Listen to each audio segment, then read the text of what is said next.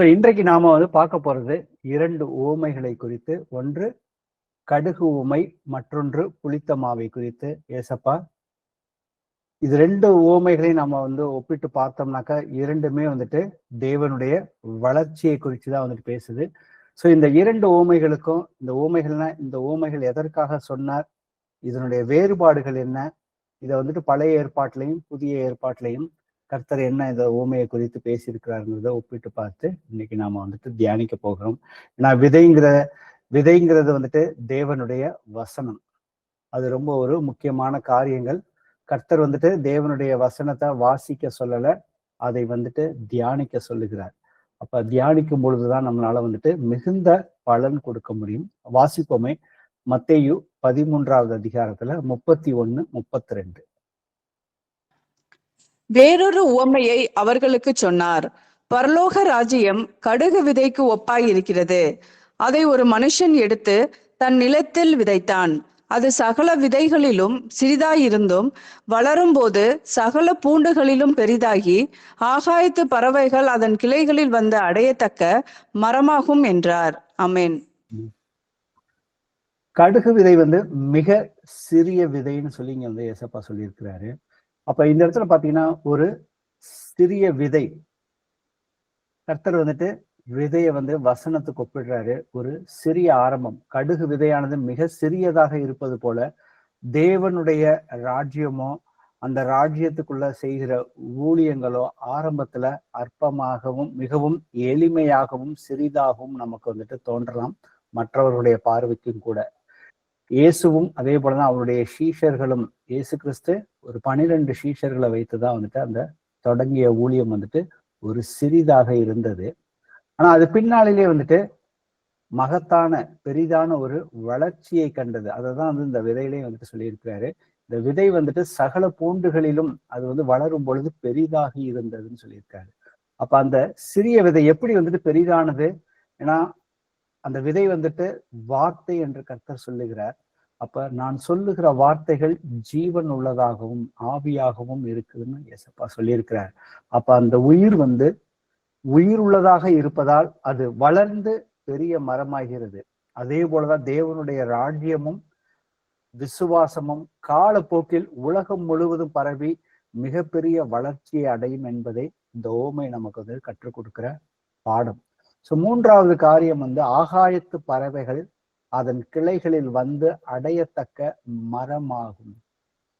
அப்ப அந்த மரம் வளரும் பொழுது அது சபையை குறிக்குது. அது யார் யார் அதை ஏற்றுக்கொண்டு கர்த்தருடைய சரீரமாகி அந்த சபைக்குள்ள ஒரு அவயமாக சேரும் பொழுது அந்த சபையானது அந்த சபைக்குள்ள இருக்கிறவர்களுடைய ஒவ்வொருத்தருடைய விசுவாசம் பலருக்கும் அது ஆறுதல் அளிக்கிறதாகவும் அடைக்கலம் தரும் இடமுமாக அது மாறுகிறது. அது ஆசீர்வாதமாக மாறும் என்பதை கர்த்தர் இங்க ஓமைகளாக நமக்கு கற்றுக் கொடுக்கிறார்.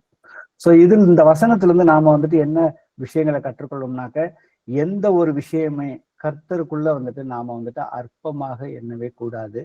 நமது முயற்சிகளோ இல்ல விசுவாசமோ அல்லது நற்செய்தி அவருக்காக செய்த ஊழியமோ ஆரம்பத்துல சிறிதாக இருக்கலாம். நமக்கு எப்படி நான் ஒரு தனி மரமா இருக்கிறேனே, நான் ஒரு சின்ன சபையில இருக்கிறேனே, இதை நான் எப்படி கர்த்தர் சொன்னபடி எல்லோருக்கும் கொண்டு போகிறேன் அப்படிங்கிற ஒரு ஐயம் நமக்குள்ள இருக்கலாம். அதை அற்பமாக நாம எண்ணக்கூடாது. ஆனால் எல்லாவற்றையுமே கர்த்தருடைய கரத்துல நாம ஒப்பு கொடுக்கும் பொழுது அது பெரிய மாற்றத்தை உருவாக்கும் வல்லமையுடையது. நம் உள்ளத்தில் விதைக்கப்படும் ஒவ்வொரு வார்த்தைகளும் நமக்குள்ளாக வளர்ந்து மரமாக அது வளர்ந்து அந்த மரத்திலிருந்து கனி கொடுக்கும் வாழ்க்கைக்கு மாற வேண்டும். பிறருக்கு பயனுள்ள வாழ்க்கை. ஒரு மரம் பறவைகளுக்கு நிழல் தருவது போல நம்முடைய ஆவிக்குரிய வாழ்க்கை மற்றவர்களுக்கு ஆறுதல் அளிக்க வேண்டும். மற்றொன்று, சத்தியம் தெரியாம பாவத்திலிருந்து வெளியில வர முடியாதவர்களுக்கு அது பெரிய வெளிச்சமாகவும் இருக்க வேண்டும். இதற்கு ஒரு சில உதாரணங்களை பார்ப்போம். தானியேல் 2வது அதிகாரம் 34, 35. நீர் பார்த்து கொண்டிருக்கும் போதே கைகளால் பெயர்க்கப்படாத ஒரு கல் பெயர்ந்து உருண்டு வந்தது. அது அந்த சிலையை இரும்பும் களிமண்ணும் ஆகிய அதன் பாதங்களில் மோதி அவைகளை நொறுக்கி போட்டது. அப்பொழுது அந்த இரும்பும் களிமண்ணும் வெண்கலமும் வெள்ளியும் பொன்னும் ஏகமாய் நொறுங்குண்டு கோடை காலத்தில் போரடிக்கிற களத்திலிருந்து பறந்து போகிற பதரை போல் ஆயிற்று. அவைகளுக்கு ஒரு இடமும் கிடையாதபடி காற்று அவைகளை அடித்து கொண்டு போயிற்று. சிலையை மோதின கல்லோவென்றால் ஒரு பெரிய பர்வதமாகி பூமியை எல்லாம் நிரப்பிற்று. ஆமென். ஆமென். நேபுகாத் ராஜா வந்து தன்னுடைய கனவுல வந்துட்டு காண்கிற அந்த காட்சியை தான் வந்துட்டு இந்த வசனம் வந்துட்டு நாம இப்ப வாசிச்ச வசனம். அதற்கு அவர் அர்த்தம் தெரியாமல் தானியேல் வந்திருக்கு அதற்குரிய விளக்கத்தை வந்து சொல்றாரு. அந்த சிறிய கல் வந்துட்டு கைகளால் பெயர்க்கப்படாமல் வந்த அந்த பெரிய சிலையை தாக்கும்.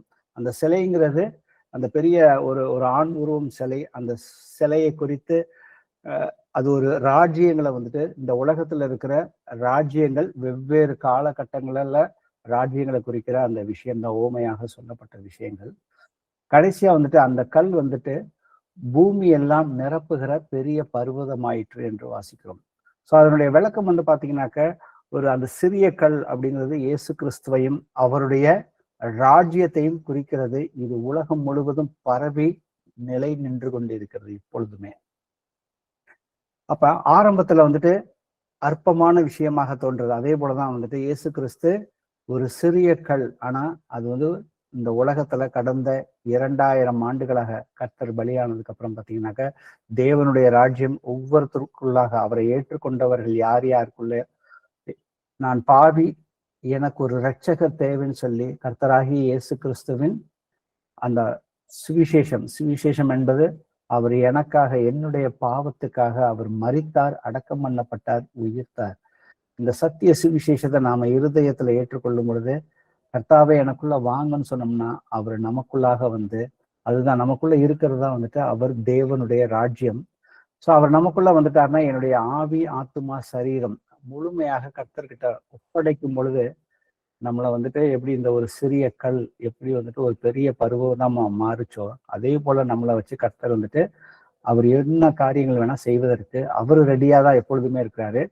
நாம வந்துட்டு நம்ம சுய புத்தியின் மேல சாயாம கர்த்தரை வந்துட்டு எப்பொழுதுமே சார்ந்து இருந்தோம்னாக்க, ஏன்னா ஏசப்பா வந்து சொல்லியிருப்பாரு, நான் வந்துட்டு தனியாவே இருக்கவில்லை, நான் பிதாவுடைய சத்தத்தை கேட்டு அவர் சொல்லுகிறபடி செய்கிறதுனால் அவர் என்னை தனியே இருக்க விடவில்லைன்னு சொல்லியிருக்காரு. ஸோ அதே போலதான் அதே ஆவியானவர் தான் நமக்குள்ளே வந்துட்டு இன்றைக்கு வந்து இருக்கிறாரு. ஸோ அதே போல நாம பிதாவுக்கு பிரியமானவைகளை செய்வதற்கு நம்மளுடைய ஆவி ஆத்மா சரீரத்தை ஒப்பு கொடுத்திருக்கிறோமா அப்படிங்கிறத வந்துட்டு பார்ப்போம். வாசிப்போம் 1 ராஜாக்கள்ல 18வது அதிகாரத்துல 41 45 வரைக்கும். பின்பு எலியா ஆகாப்பை நோக்கி, நீர் போம், போஜன பானம் பண்ணும், பெருமழையின் எரிச்சல் கேட்கப்படுகிறது என்றான். ஆகாப் போஜன பானம் பண்ண போனான். பின்பு எலியா கர்மேல் பர்வதத்தினுடைய சிகரத்தின் மேல் ஏறி தரையிலே பணிந்து தன் முகம் தன் முழங்காலில் பட குனிந்து தன் ஊழியக்காரனை நோக்கி, நீ போய் சமுத்திர முகமாய் பார் என்றான். அவன் போய் பார்த்து ஒன்றும் இல்லை என்றான். நீ இன்னும் 7 தரம் போய் பார் என்றான். 7ஆம் தரம் இவன், இதோ சமுத்திரத்திலிருந்து ஒரு மனுஷனுடைய உள்ளங்கை அத்தனை சிறிய மேகம் எழும்புகிறது என்றான். அப்பொழுது அவன், நீ போய் ஆகாப்பை நோக்கி, மழை உம்மை தடை செய்யாதபடிக்கு ரதத்தை பூட்டி போய்விடும் என்று சொல் என்றான். அதற்குள்ளாக வானம் மேகங்களினாலும் காற்றினாலும் கருத்து பெருமழை உண்டாயிற்று. ஆகாப் ரதத்தில் ஏறி இஸ்ரேலுக்கு போனான். ஆமென். ஆமென். அப்ப இந்த இடத்துல பாக்குறப்ப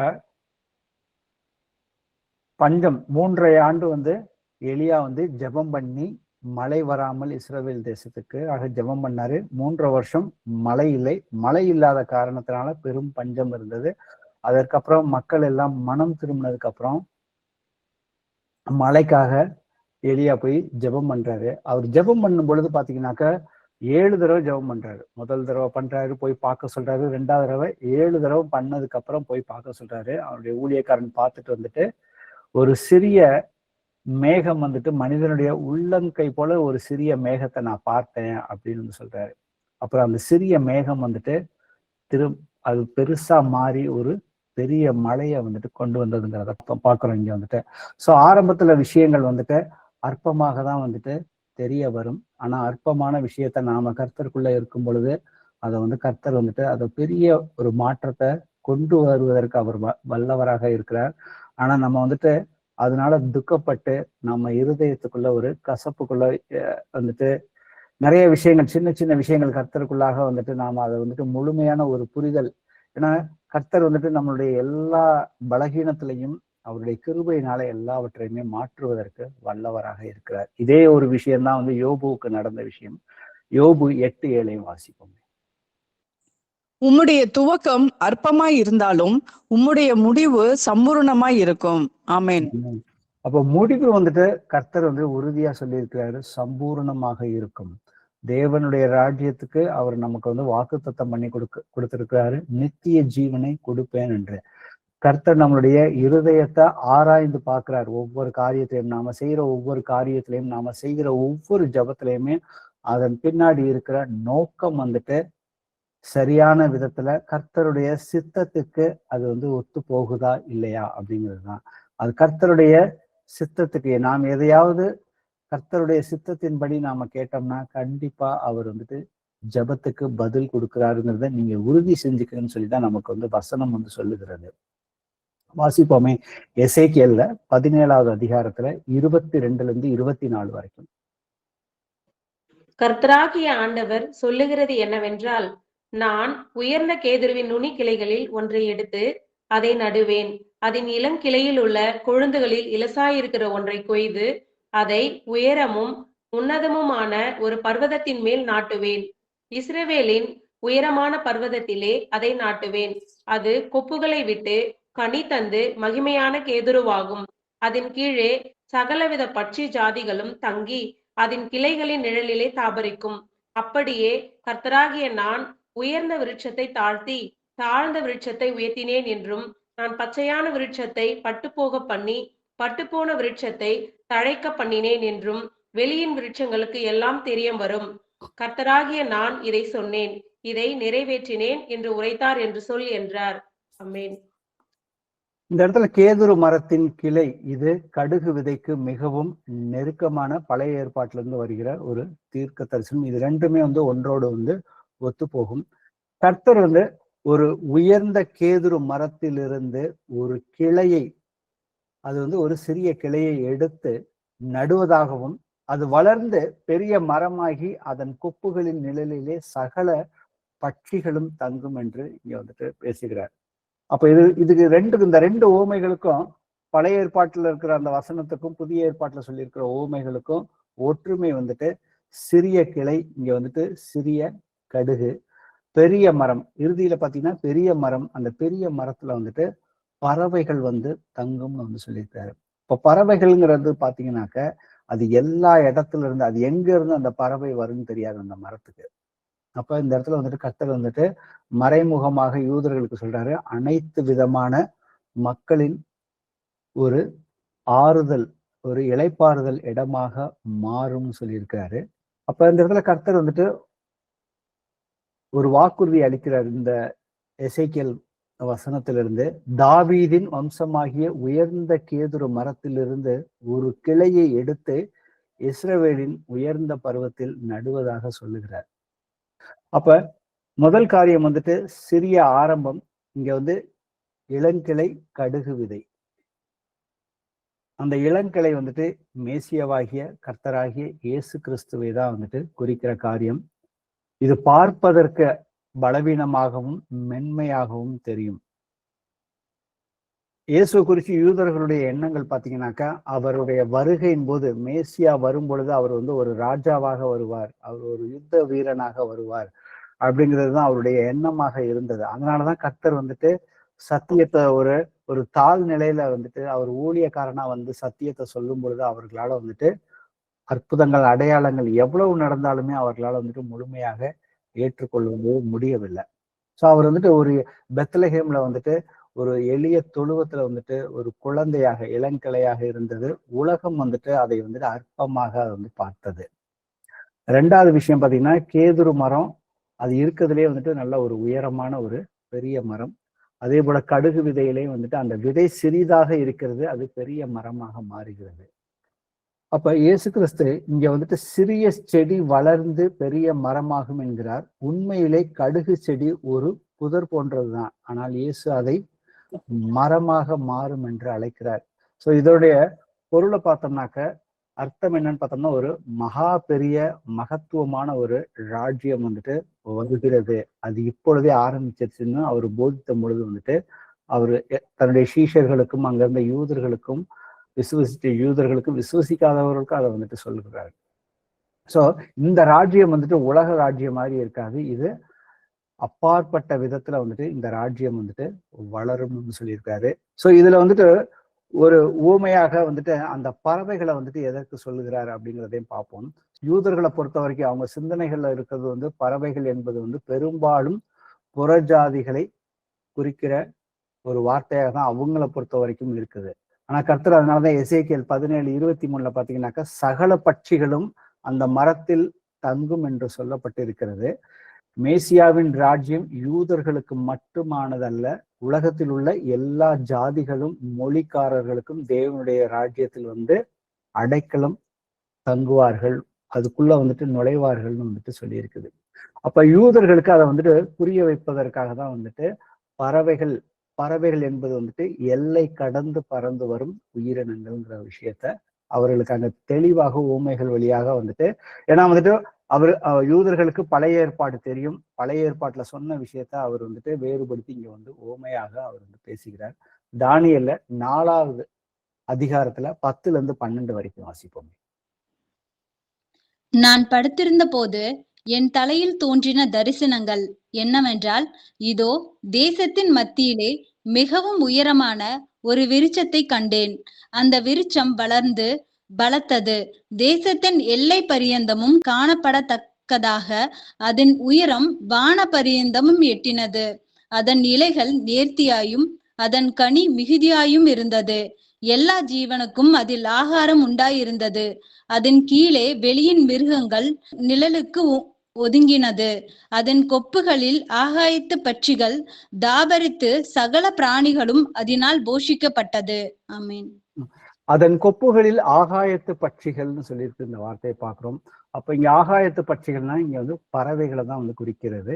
சோ இங்க பறவைகள் என்பது இது வந்து நேபுகாத் ராஜா வந்து காண்கிற அந்த ஒரு கனவு.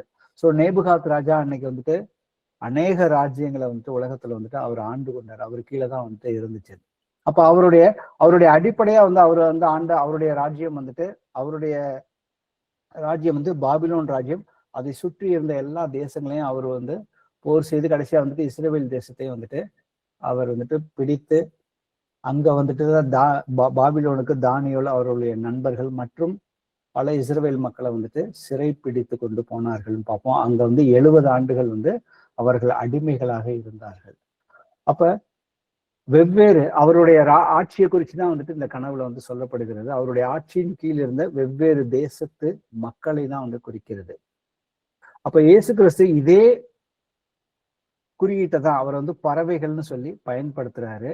ஆனால் இனி உலக சாம்ராஜ்யங்களில வந்துட்டு மக்கள் வந்துட்டு இணைய மாட்டார்கள், ஏன்னா தேவனுடைய ராஜ்யமாகிய சபையில் வந்துட்டு மக்கள் வந்துட்டு சேருவார்கள். ஏன்னா உலக ராஜ்யத்துல பாத்தீங்கன்னா இன்னைக்கு மக்களுக்கு வந்துட்டு பல போராட்டங்கள் வந்துட்டு இருக்குது.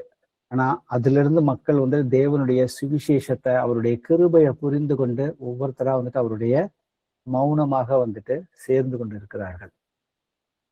சோ இதை இயற்கையோட நாம வந்து ஒப்பிட்டு பார்க்கும் பொழுது இந்த வசனத்துக்கு இந்த ஊமைகளுக்குரிய ஆழமான அர்த்தங்களை வந்துட்டு புரிந்து கொள்ள முடியும். ஆனா வந்துட்டு இங்க வந்துட்டு அடிமரம் அடி வேறு வந்துட்டு யூதர்களை குறிக்கிற விஷயம்தான். இதை குறித்து நமக்கு ரோமர்ல 9வது அதிகாரம் 10வது அதிகாரம் 11வது அதிகாரத்தை நம்ம வாசிச்சு பார்த்தோம்னா அதோட அங்க இருக்கிற அந்த ஒப்பிட்டு பார்த்தோம்னா அதுல உள்ள கனெக்ஷன் வந்துட்டு கரெக்டா நம்மளால வந்துட்டு தொடர்பு படுத்தி பார்க்க முடியும். அப்ப பறவைகள் பாத்தீங்கன்னாக்க மரத்துல வந்துட்டு உருவாகும். அது வந்து அதோடைய பெர்மனண்டான இடமே கிடையாது, அங்கே மரத்தோட சேர்ந்து அது வந்து இருக்கிறது கிடையாது.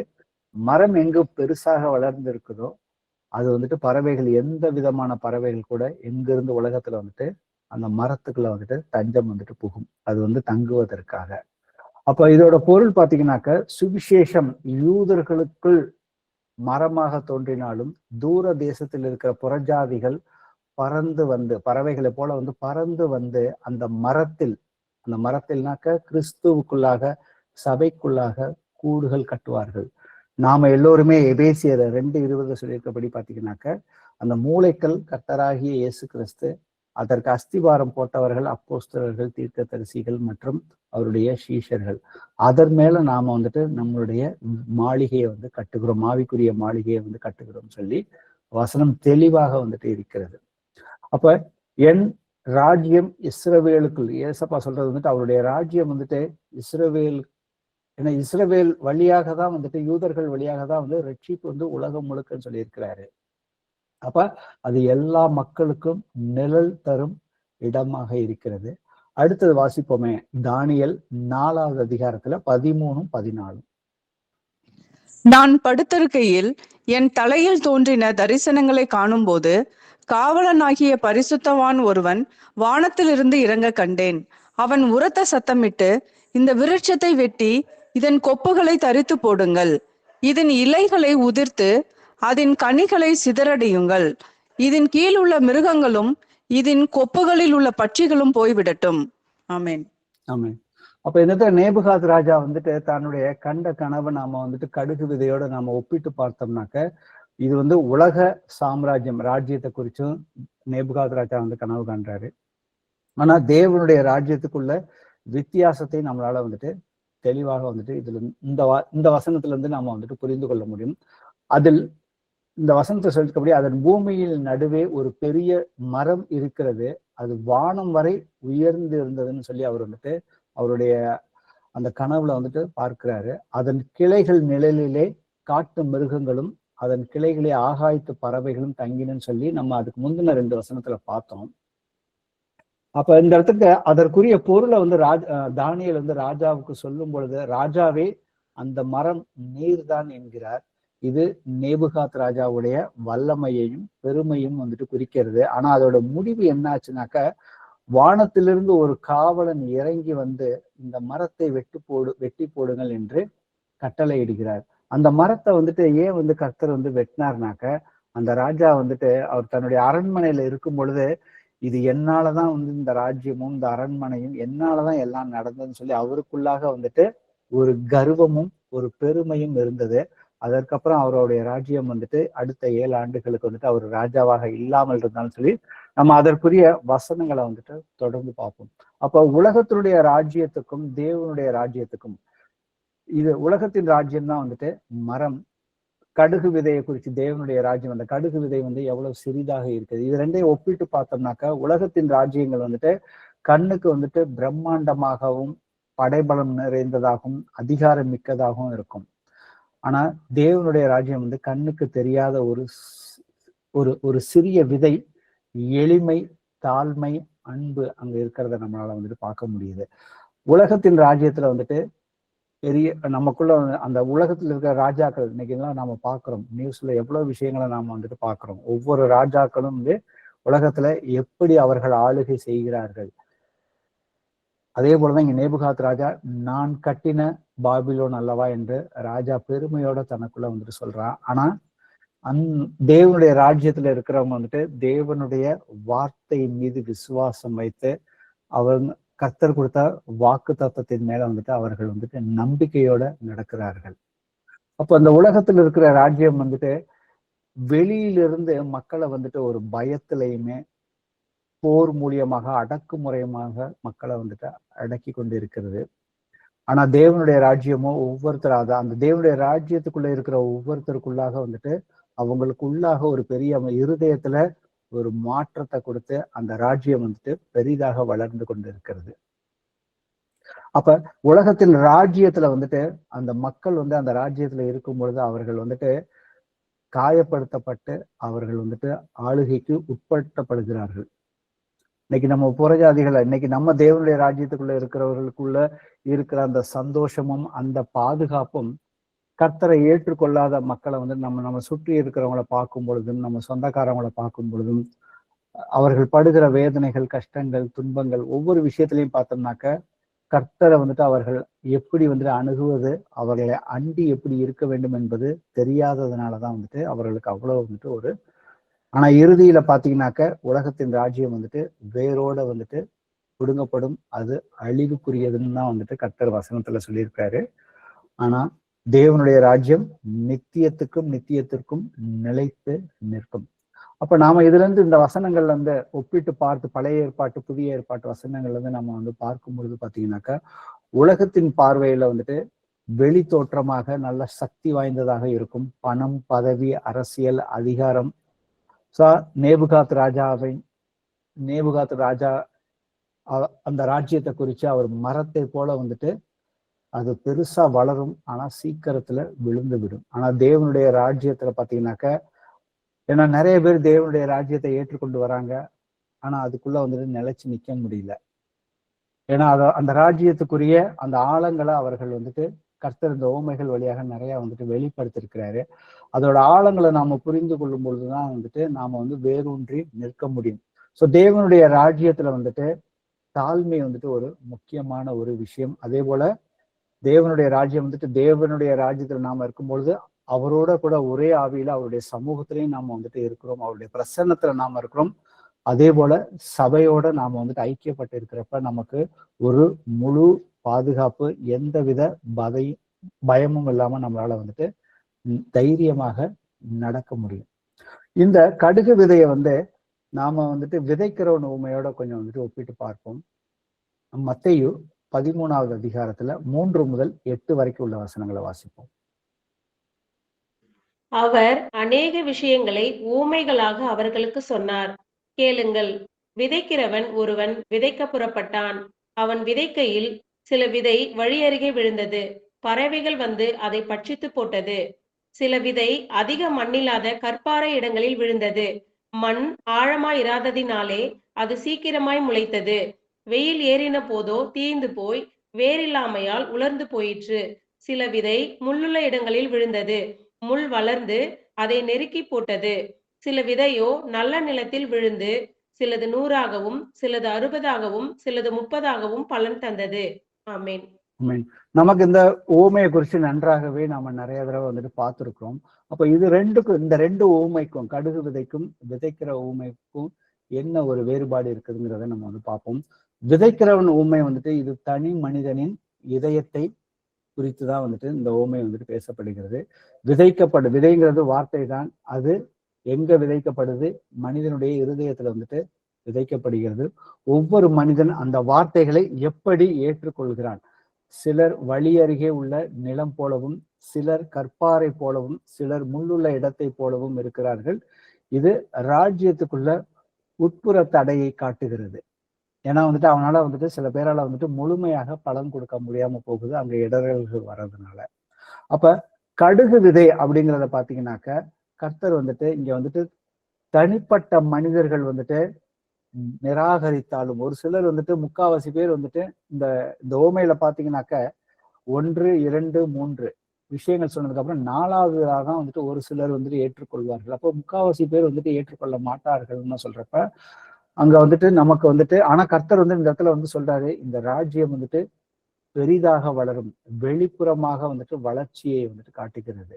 ஏன்னா விதை வந்துட்டு எல்லா மனுஷர்களுக்குள்ளேயும் இன்னைக்கு வந்துட்டு சத்தியம் வந்துட்டு சொல்லப்படுகிறது. அதை ஏற்றுக்கொண்டு வந்து அவர்கள் வந்துட்டு அதோட பலன் வந்துட்டு பெரிதாக இருக்கும்னு சொல்லியிருக்கிறாரு. ஏன்னா ஆரம்பம் வந்து இயேசு கிறிஸ்து ஒருவராக இருந்து அவர் வந்துட்டு பிரசங்கம் பண்ணி 12 பேர், அதற்கப்புறம் பவுல் உள்ள வந்து எப்படி வந்துட்டு இந்த சுவிசேஷம் இன்னைக்கு கடந்த 2000 ஆண்டுகளாக பெரிய அளவுல வந்துட்டு பரவி கொண்டு இருக்கிறதுங்கிறத நம்மளால வந்துட்டு பார்க்க முடியுது.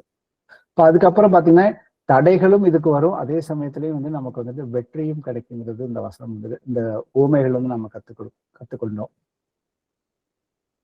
அப்ப இந்த இடத்துல அந்த சீஷர்கள் வந்துட்டு அப்போ முக்காவாசி பேர் ஏற்றுக்கொள்ளாத போது அவர்களுக்குள்ளாக ஒரு சோர்வு வருங்கிற அந்த எண்ணத்தையும் அவர்கள்ட்ட முழுமையாக கர்த்தர் வந்துட்டு மாற்றுகிறார். ஏன்னா எத்தனை விதைகள் வீணானாலும் நல்ல நிலத்தில் விழுந்த அந்த சிறிய விதை போதும், அது வளர்ந்து பெரிய மரமாகிவிடும். அப்ப இன்னைக்கு நான் வீட்டு சபைக்குள்ள வந்திருக்கிறேன், சத்தியம் வந்து சரியாக இருக்கிறது.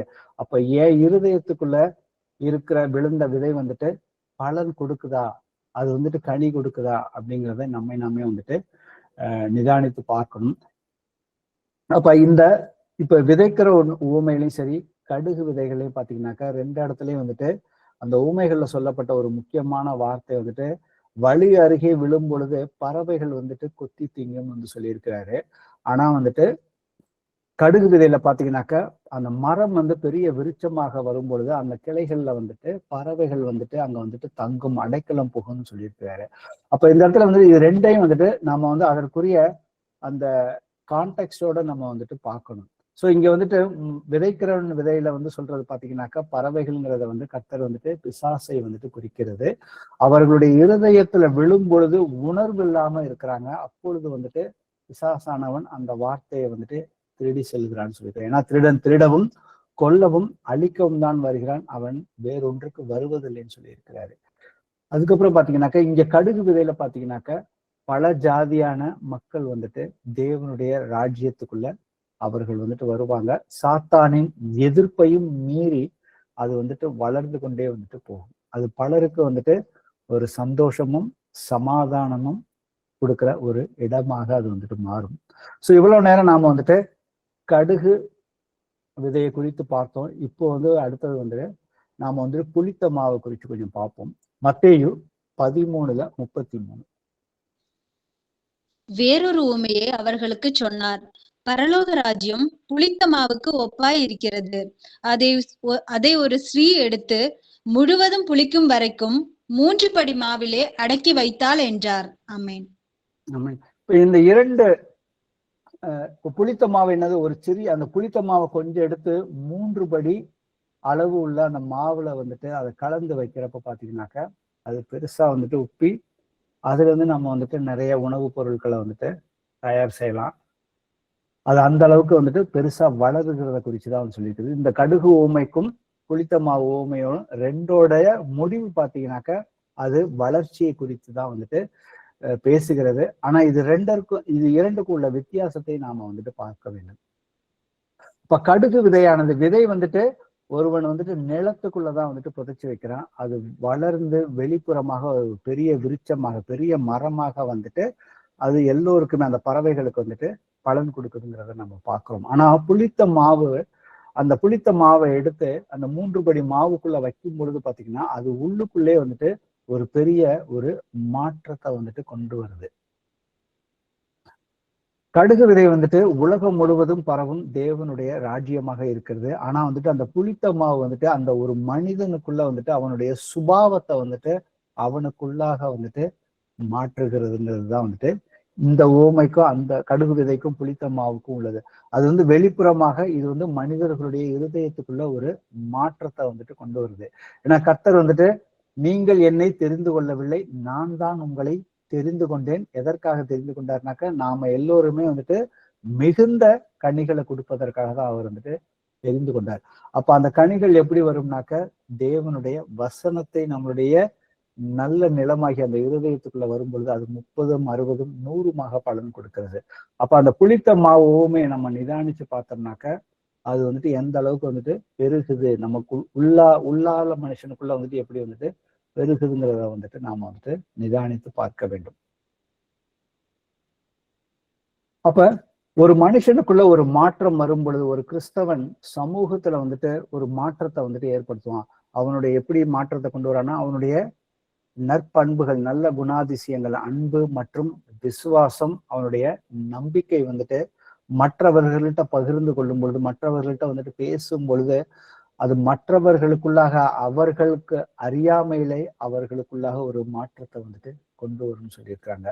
ஸோ முழுவதும் புளிக்கும் அளவும் என்ற வார்த்தையை நம்ம பார்த்தோம்னாக்க சுவிசேஷம் வந்துட்டு ஒரு கலாச்சாரத்தையும் ஒரு குடும்பத்துக்குள்ளேயுமே ஒரு ராஜ்யத்துக்குள்ளேயுமே அதை ஏற்றுக்கொள்ளும் பொழுது ஒரு தனி மனிதனை வந்துட்டு முழுமையாக மாற்றும் வல்லமை கொண்டது அப்படிங்கிறது தான் வந்துட்டு அந்த புளித்த மாவு அந்த ஓமையிலிருந்து நாம வந்து கற்றுக்கொள்ள வேண்டிய விஷயம். புளித்த மாவு வேலை செய்யும் விதத்தை பார்த்தீங்கன்னாக்க அதுல வந்துட்டு பெரிய ஒரு ஆடம்பரமோ நமக்கு வந்து கண்ணுக்கே வந்துட்டு தெரியாது. ஆனா அதனுடைய முடிவு வந்துட்டு பிரம்மாண்டமாக இருக்கும். நம்மை நாமே நிதானிச்சு பார்ப்போம். நாம வந்து இன்னைக்கு வந்து சரியான சத்தியத்தை வந்துட்டு ஏற்றுக்கொண்டதுக்கு அப்புறம் என்னுடைய வாழ்க்கையில வந்துட்டு மாற்றம் வந்துட்டு எந்த அளவுக்கு இருக்குது, என்னுடைய பழைய மனுஷன் எப்படி இருந்தான், என்னுடைய புதிய மனுஷன் எந்த அளவுக்கு மாறி இருக்கான், அதை வந்துட்டு நாம வந்துட்டு நம்மை நாமே நிதானித்து ஒப்பிட்டு பார்க்க வேண்டும். நாம குடும்பத்துல இருக்கும் பொழுது நம்மளுடைய கணவனோ மனைவியோ பிள்ளைகளோ நம்மை குறித்து சாட்சி சொல்லும் பொழுதோ, அதே போல நம்ம சொந்தக்காரவங்க மத்தியில நம்மை குறித்து வந்துட்டு இவர் முன்னாடி இப்படி இருக்க மாட்டாரு, இன்னைக்கு வந்துட்டு இப்படி இருக்கிறாரு. அப்ப இதுதான் வந்துட்டு அந்த புளித்த மாவு வந்துட்டு எந்த அளவுக்கு வந்துட்டு ஒரு மாவுக்குள்ள கொஞ்சம் மாவு எடுத்து அந்த 3 படி இதுக்குள்ள வைக்கும் பொழுது அது எவ்வளவு பெரிய மாற்றத்தை வந்துட்டு கொண்டு வந்திருக்கிற அப்படிங்கிறத பார்ப்போம். ஆனா இந்த இடத்துல ஒரு முக்கியமான ஒரு விஷயம் வந்துட்டு கர்த்தர் இந்த உவமையில வந்துட்டு 3 படி மாவுன்னு வந்துட்டு சொல்லியிருக்கிறாரு. அது 3 படி அப்படிங்கிறத பாத்தீங்கன்னாக்க அந்த காலகட்டத்துல அந்த இஸ்ரவேல் அவங்களுடைய கணக்கின்படி பாத்தீங்கன்னாக்க நம்மளுடைய கணக்கின்படி நம்மளுடைய கணக்கோடு நம்ம ஒப்பிட்டு பார்த்தோம்னா கிட்டத்தட்ட வந்துட்டு ஒரு 22 லிட்டர் கணக்குக்கு வரும். அது வந்துட்டு ஒரு 50 பேத்துக்கு சமைக்கக்கூடிய அளவுக்கான அந்த உணவு, அந்த மாவு வந்துட்டு அந்த அளவுக்கு வந்துட்டு பெருசா வந்துட்டு அந்த அளவு தான் வந்து இங்க வந்து கர்த்தர் வந்துட்டு குறிப்பிடுறாரு. அது பழைய இதோட நாம வந்துட்டு ஒப்பிட்டு பார்க்கும் பொழுது. அப்ப சுவிசேஷம் என்பது அப்படிங்கிறது பாத்தீங்கன்னாக்க அது ஒரு நபருக்கோ ஒரு சிறிய குழுவுக்கோ கிடையாது. அது வந்துட்டு உலகம் முழுக்க உள்ள அனைத்து மக்களுக்கும் உரிய விஷயம்தான். அப்ப இந்த புளித்த மாவு அப்படிங்கிறது பாத்தீங்கன்னா இந்த இடத்துல வந்துட்டு ஓமையில வந்துட்டு பாசிட்டிவான ஒரு விஷயத்த சொல்லியிருக்காரு. ஆனா நம்ம வேதத்துல வந்துட்டு புளித்த மாவுன்னு பார்த்தோம்னாக்க அதை வந்துட்டு பாவத்தை குறிக்கிற விஷயம் சொல்லியிருக்குது. இதை நாம எப்படி வந்துட்டு அதோட பாசிட்டிவ் சைடு நேர்மறை விஷயத்தையுமே நெகட்டிவ் சைடு எதிர்மறை விஷயத்தையும் நாம வந்துட்டு கொஞ்சம் நிதானிச்சு பார்த்து இந்த இந்த ஓமையை வந்துட்டு நாம சரியான விதத்துல வந்துட்டு புரிந்து கொள்ள வேண்டும். வாசிப்போமே. இந்த 3 படி மாவு அளவுங்கிறது வந்துட்டு ஆதி ஆகமத்துல எங்க குறிப்பிட்டிருக்குதுன்னு பார்ப்போம். 18வது அதிகாரம் 6வது வசனம். அப்பொழுது அபிரகாம் தீவிரமாய் கூடாரத்தில் சாராள் இடத்திற்கு போய், நீ சீக்கிரமாய் 3 படி மெல்லிய மாவு எடுத்து பிசைந்து அப்பம் சுடு என்றான். ஆமென். அப்ப இந்த சம்பவம் வந்து பாத்தீங்கன்னாக்க ஆபிரகாம் வந்துட்டு தேவனுடைய உடன்படிக்கையை வந்துட்டு அவர் கர்த்தர் வெளிப்படுத்தும் பொழுது அவர் அன்றே வந்துட்டு விருத்த சேதனம் பண்ணி தன்னுடைய வீட்டாரும் விருத்த சேதனம் பண்ணி அவன் ஓய்வு எடுத்துக் கொள்ளும் பொழுது கர்த்தர் வந்துட்டு மனித ரூபத்துல வந்துட்டு தூதர்களோட வந்து 3 பேர் வந்துட்டு அங்க வராங்க, அவரை சந்திக்கிறாங்க. அவர்களை சந்தித்த பொழுது ஆபிரகாம் அவர்களை வந்துட்டு வரவேற்று அவருடைய மனைவிக்கு வந்துட்டு இங்க வந்து சற்று தங்கி இருந்து இளைப்பாரி உணவு சாப்பிட்டுட்டு போங்கன்னு சொல்லி அவங்கள ஒரு மரத்தடியில வந்து உட்கார வச்சுட்டு ஆபிரகாம் வந்துட்டு தன்னுடைய மனைவி கிட்ட போய் 3 படி மாவை எடுத்து நீ வந்துட்டு மெல்லிய மாவை எடுத்து உணவு தயார் பண்ண அப்பம் சுடு அப்படிங்கிற அந்த ஒரு சம்பவம் தான் இங்க பாக்குறோம். அப்ப இந்த இடத்துல பாத்தீங்கன்னாக்க 3 படி மாவு என்பது பாத்தீங்கன்னாக்க தேவனுடைய ஐக்கியத்தையுமே விருந்தோம்பலையும் வந்துட்டு குறிக்கிறது. இயேசுவின் ஊமைகளையும் வந்துட்டு தேவனுடைய ராஜ்யம் இப்படிப்பட்ட ஒரு தெய்வீக விருந்துக்கு ஒப்பாக இருக்கிறது அப்படிங்கிறத நம்ம இன்னும் கொஞ்சம் டீட்டெயில்டா இதை வந்து பார்ப்போம். இதை நாம எப்படி புரிஞ்சு கொள்வோம்? அன்னைக்கு வந்துட்டு இந்த விருந்தோம்பல் ஆபிரகாம் வந்துட்டு கர்த்தருக்கும் அவருடைய தூதர்களுக்கும் வந்துட்டு இந்த அப்பம் வந்துட்டு 3 படி மாவுல வந்துட்டு சொன்ன விஷயத்துக்கும் இந்த ஓமையில சொல்லியிருக்க அந்த 3 படி மாவு அந்த விஷயத்துக்கும் அது இன்னைக்கு நம்மளோட வந்துட்டு நம்ம சுவிசேஷத்தோட இன்னைக்கு கர்த்தரை ஏற்றுக்கிறதுக்கு அப்புறம் நம்மளோட வந்துட்டு இன்னைக்கு காலகட்டத்துல அது எப்படி வந்துட்டு ஒத்து போகுது அப்படிங்கிறத வந்துட்டு நம்ம வந்துட்டு ஒப்பிட்டு பார்ப்போம். அதுக்கு அடுத்த விஷயத்தை நாம வந்து பார்ப்போம். புளித்த மாவை குறித்து யாத்திராகமம் 12வது அதிகாரத்துல 15-19 வாசிப்போம். புளிப்பில்லா அப்பத்தை 7 நாளளவும் புசிக்க கடவீர்கள். 1ஆம் நாளில் தானே புளித்த மாவை உங்கள் வீடுகளிலிருந்து நீக்க வேண்டும். 1ஆம் நாள் தொடங்கி 7ஆம் நாள் வரைக்கும் புளித்த அப்பம் புசிக்கிறவன் எவனோ அந்த ஆத்துமா இஸ்ரவேலரிலிருந்து அறுப்புண்டு போவான். 7 நாளளவும் உங்கள் வீடுகளில் புளித்தமா காணப்படலாகாது. எவனாகிலும் புளிப்பிடப்பட்டதை புசித்தால் அவன் பரதேசியானாலும் சுதேசியானாலும் அந்த ஆத்துமா இஸ்ரவேல் சபையில் இராமல் அறுப்புண்டு போவான். ஆமென். ஆமென். இந்த 2 வசனத்துல இருந்து நாம வந்துட்டு இது வந்து ஒரு எதிர்மறையான அந்த பாவத்தை குறிச்சுதான் அந்த விஷயத்தை குறிச்சுதான் வந்துட்டு இந்த வசனம் வந்து சொல்லுகிறது. அதை கர்த்தர் வந்து பழைய ஏற்பாட்டுல நியமங்களாக இஸ்ரவேல் மக்களுக்கு மோய்சல் மூலியமாக கொடுக்கப்பட்ட விஷயத்தை தான் நாம வந்து பார்த்தோம். கட்டளை வந்து கர்த்தர் என்ன கொடுக்கிறார்? 7 நாள் புளிப்பில்லாத அப்பங்களை புசிக்க கடவீர்கள். 1ஆம் நாளிலே புளித்த மாவை உங்கள் வீடுகளிலிருந்து நீக்க வேண்டும். அப்ப இதுல இருந்து நாம வந்துட்டு புரிந்து கொள்ள வேண்டிய விஷயம் வந்து இங்க புளித்த மாவு என்பது எகிப்தின் பழைய பாவ வாழ்க்கை மற்றும் அவர்களுடைய அடிமைத்தனத்தை தான் வந்து குறிக்கிறது. புதிய வாழ்வுக்குள் அவங்க வந்துட்டு எகிப்தை விட்டு கிளம்புனதுக்கு அப்புறம் பாத்தீங்கன்னா அவங்க பழைய பாவங்களை வந்துட்டு முழுமையாக அவர்கள் அந்த தேசத்துல அவர்கள் செய்த விக்கிரக ஆராதனையாகட்டும், மற்ற பாரம்பரிய வழக்கங்கள், அந்த எகிப்து தேசத்துல உள்ள எல்லா பாவமான அடிமைத்தனத்துக்குரிய காரியங்களை எல்லாம் வந்துட்டு அவர்களை விட்டு நீங்க வேண்டும், அதை அவர்கள் நிதானிக்க வேண்டும்ங்கிறதுக்காக தான் வந்துட்டு அந்த புளிப்பில்லா அப்பத்தை வந்துட்டு எப்படி வந்துட்டு சாப்பிடணும் அப்படிங்கிற சொல்லியிருக்க அந்த விஷயத்த தான் சொல்லியிருக்காரு. இன்னொரு இடத்துல வந்துட்டு வாசிப்போமே, லேவியர் ஆகமம் 2:11. நீங்கள் கர்த்தருக்கு செலுத்தும் எந்த எந்த போஜன பலியும் புளித்த மாவினால் செய்யப்படாதிருப்பதாக. புளித்த மாவு உள்ளதொன்றையும் தேனுள்ளதொன்றையும் கர்த்தருக்கு தகன பலியாக தகனிக்க வேண்டாம். ஆமென். ஆமென். இப்ப பழைய ஏற்பாட்டுல ஆசரிப்பு கூடாரத்துல கர்த்தருடைய பிரசன்னம் வந்துட்டு அங்க இருந்துச்சு. அந்த ஆசரிப்பு கூடாரத்தை எப்படி அமைக்கணும்னு சொல்லி மோசேக்கு அவர் வந்துட்டு காண்பித்தார், கர்த்தர் காண்பித்தார். அதே போல ஆசரிப்பு கூடாரத்தை வந்துட்டு அவர் பண்ணாரு. அந்த மகா பரிசுத்த ஸ்தலத்துக்குள்ள வந்துட்டு அந்த புளிப்புள்ள மாவுள்ள அந்த அப்பத்தை வந்துட்டு கொண்டு வரக்கூடாது அப்படிங்கிறதான் வந்துட்டு சொல்லிடுறாரு. அப்ப இதுக்கு வந்துட்டு தடை, கர்த்தரை வந்துட்டு நாம வந்துட்டு அவருடைய பரிசுத்த ஸ்தலத்துக்குள்ள அவரை நாம வந்துட்டு சந்திக்கும் பொழுது, அப்ப நம்மளுடைய ஜபங்களுக்கு அவர் வந்துட்டு பதில் கொடுக்க வேண்டும் அப்படின்னாக்க நாம வந்துட்டு புளிப்புள்ள அந்த பாவத்தோட நாம போய் அவர் முன்னாடி போய் நிற்க முடியாது. அப்ப இந்த இடத்துல பாத்தீங்கன்னா பலிபீடத்தின் மேல் தகனிக்கப்படும் போஜன பலியில் புளித்த மாவை வந்துட்டு சேர்க்க கூடாதுன்னு ஒரு இடத்துல வந்து சொல்லியிருக்கிறாரு. இன்னொரு இடத்துல சேர்க்கலாம்ங்கிறதையும் வந்து சொல்லியிருக்காரு. அது என்னங்கிறதையும் வாசிப்போமே. லேவியர் ஆகமத்துல 7வது அதிகாரத்துல 13-15 வரைக்கும் வாசிப்போம். அவைகளை படைக்கிறதும் அல்லாமல் புளித்த மாவினால் செய்த அப்பத்தையும் தன்னுடைய சமாதான பலியாகிய சோஸ்திர பலியோட கூட படைக்க வேண்டும். அந்த படைப்பு முழுவதிலும் வகைக்கு ஒவ்வொன்றை எடுத்து கர்த்தருக்கு ஏறெடுத்து படைக்கும் பலியாக செலுத்துவானாக. அது சமாதான பலியின் இரத்தத்தை தெளித்த ஆசாரியன் உடையதாகும். சமாதான பலியாகிய சோஸ்திர பலியின் மாமிசமானது செலுத்தப்பட்ட அன்றைய தினமே புசிக்கப்பட வேண்டும். அதில் ஒன்றும் விடியற் காலம் மட்டும் வைக்கப்படலாகாது. ஆமென். அப்ப இந்த இடத்துல பாத்தீங்கன்னாக்கா சமாதான பலின்னு வந்துட்டு ஒன்று சொல்றாரு. அந்த சமாதான பலியில வந்து புளித்த அப்பங்களை படைக்கலாம்னு சொல்லிதான் அந்த வசனம் சொல்லுது. இது தேவனோடு மனிதன் கொள்ளும் ஐக்கியத்தை காட்டுவதால், மனிதன் வந்துட்டு நாம எல்லோருமே ஒரு குறைவுள்ளவர்கள் தான், ஏதாவது ஒரு பாவங்கள் வந்துட்டு இருக்கும். ஆனா கர்த்தர் வந்துட்டு அவருடைய கிருபையினால, அவர் நமக்காக வந்துட்டு ரத்தம் சிந்தினதுனால, அந்த ரத்தத்தோடைய அந்த மகிமையை நாம வந்துட்டு சரியா வந்துட்டு புரிஞ்சுக்கிட்டோம்னாக்க, அவருடைய கிருபையினால பாவமான மனுஷனை வந்துட்டு அவர் வந்துட்டு ஏற்றுக்கொள்வதை தான் வந்துட்டு இந்த இடத்துல வந்து நாம வந்துட்டு நிழலாக அந்த லேவியர் ஆகமம் 7:13 வந்துட்டு நம்ம வாசிச்ச வசனத்துல வந்துட்டு நாம வந்துட்டு பார்க்க முடிகிறது. அப்ப அதே போல வந்துட்டு இன்னும் வந்து புதிய ஏற்பாட்டுல கர்த்தர் வந்துட்டு புளித்த மாவை ஒன்று ஓமையாக நாம பார்த்தோம். ஆனா அது எதிர்மறையாக நெகட்டிவான சொன்ன விஷயங்களையும், பாவத்தை குறித்து சொன்ன விஷயங்களையும் 3 விதமாக சொல்லியிருக்காரு. அதுல பார்ப்போம். முதல்ல வந்துட்டு மத்தேயுல 16வது அதிகாரத்துல 6-12 வாசிப்போம்.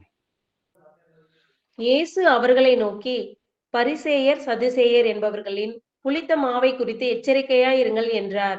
அப்பொழுது அவர் அப்பத்தின் புளித்த மாவை குறித்து எச்சரிக்கையாய் இருக்க வேண்டும் என்று சொல்லாமல், பரிசேயர் சதுசேயர் என்பவர்களின் உபதேசத்தை குறித்தே அப்படி சொன்னார் என்று அறிந்து கொண்டார்கள்.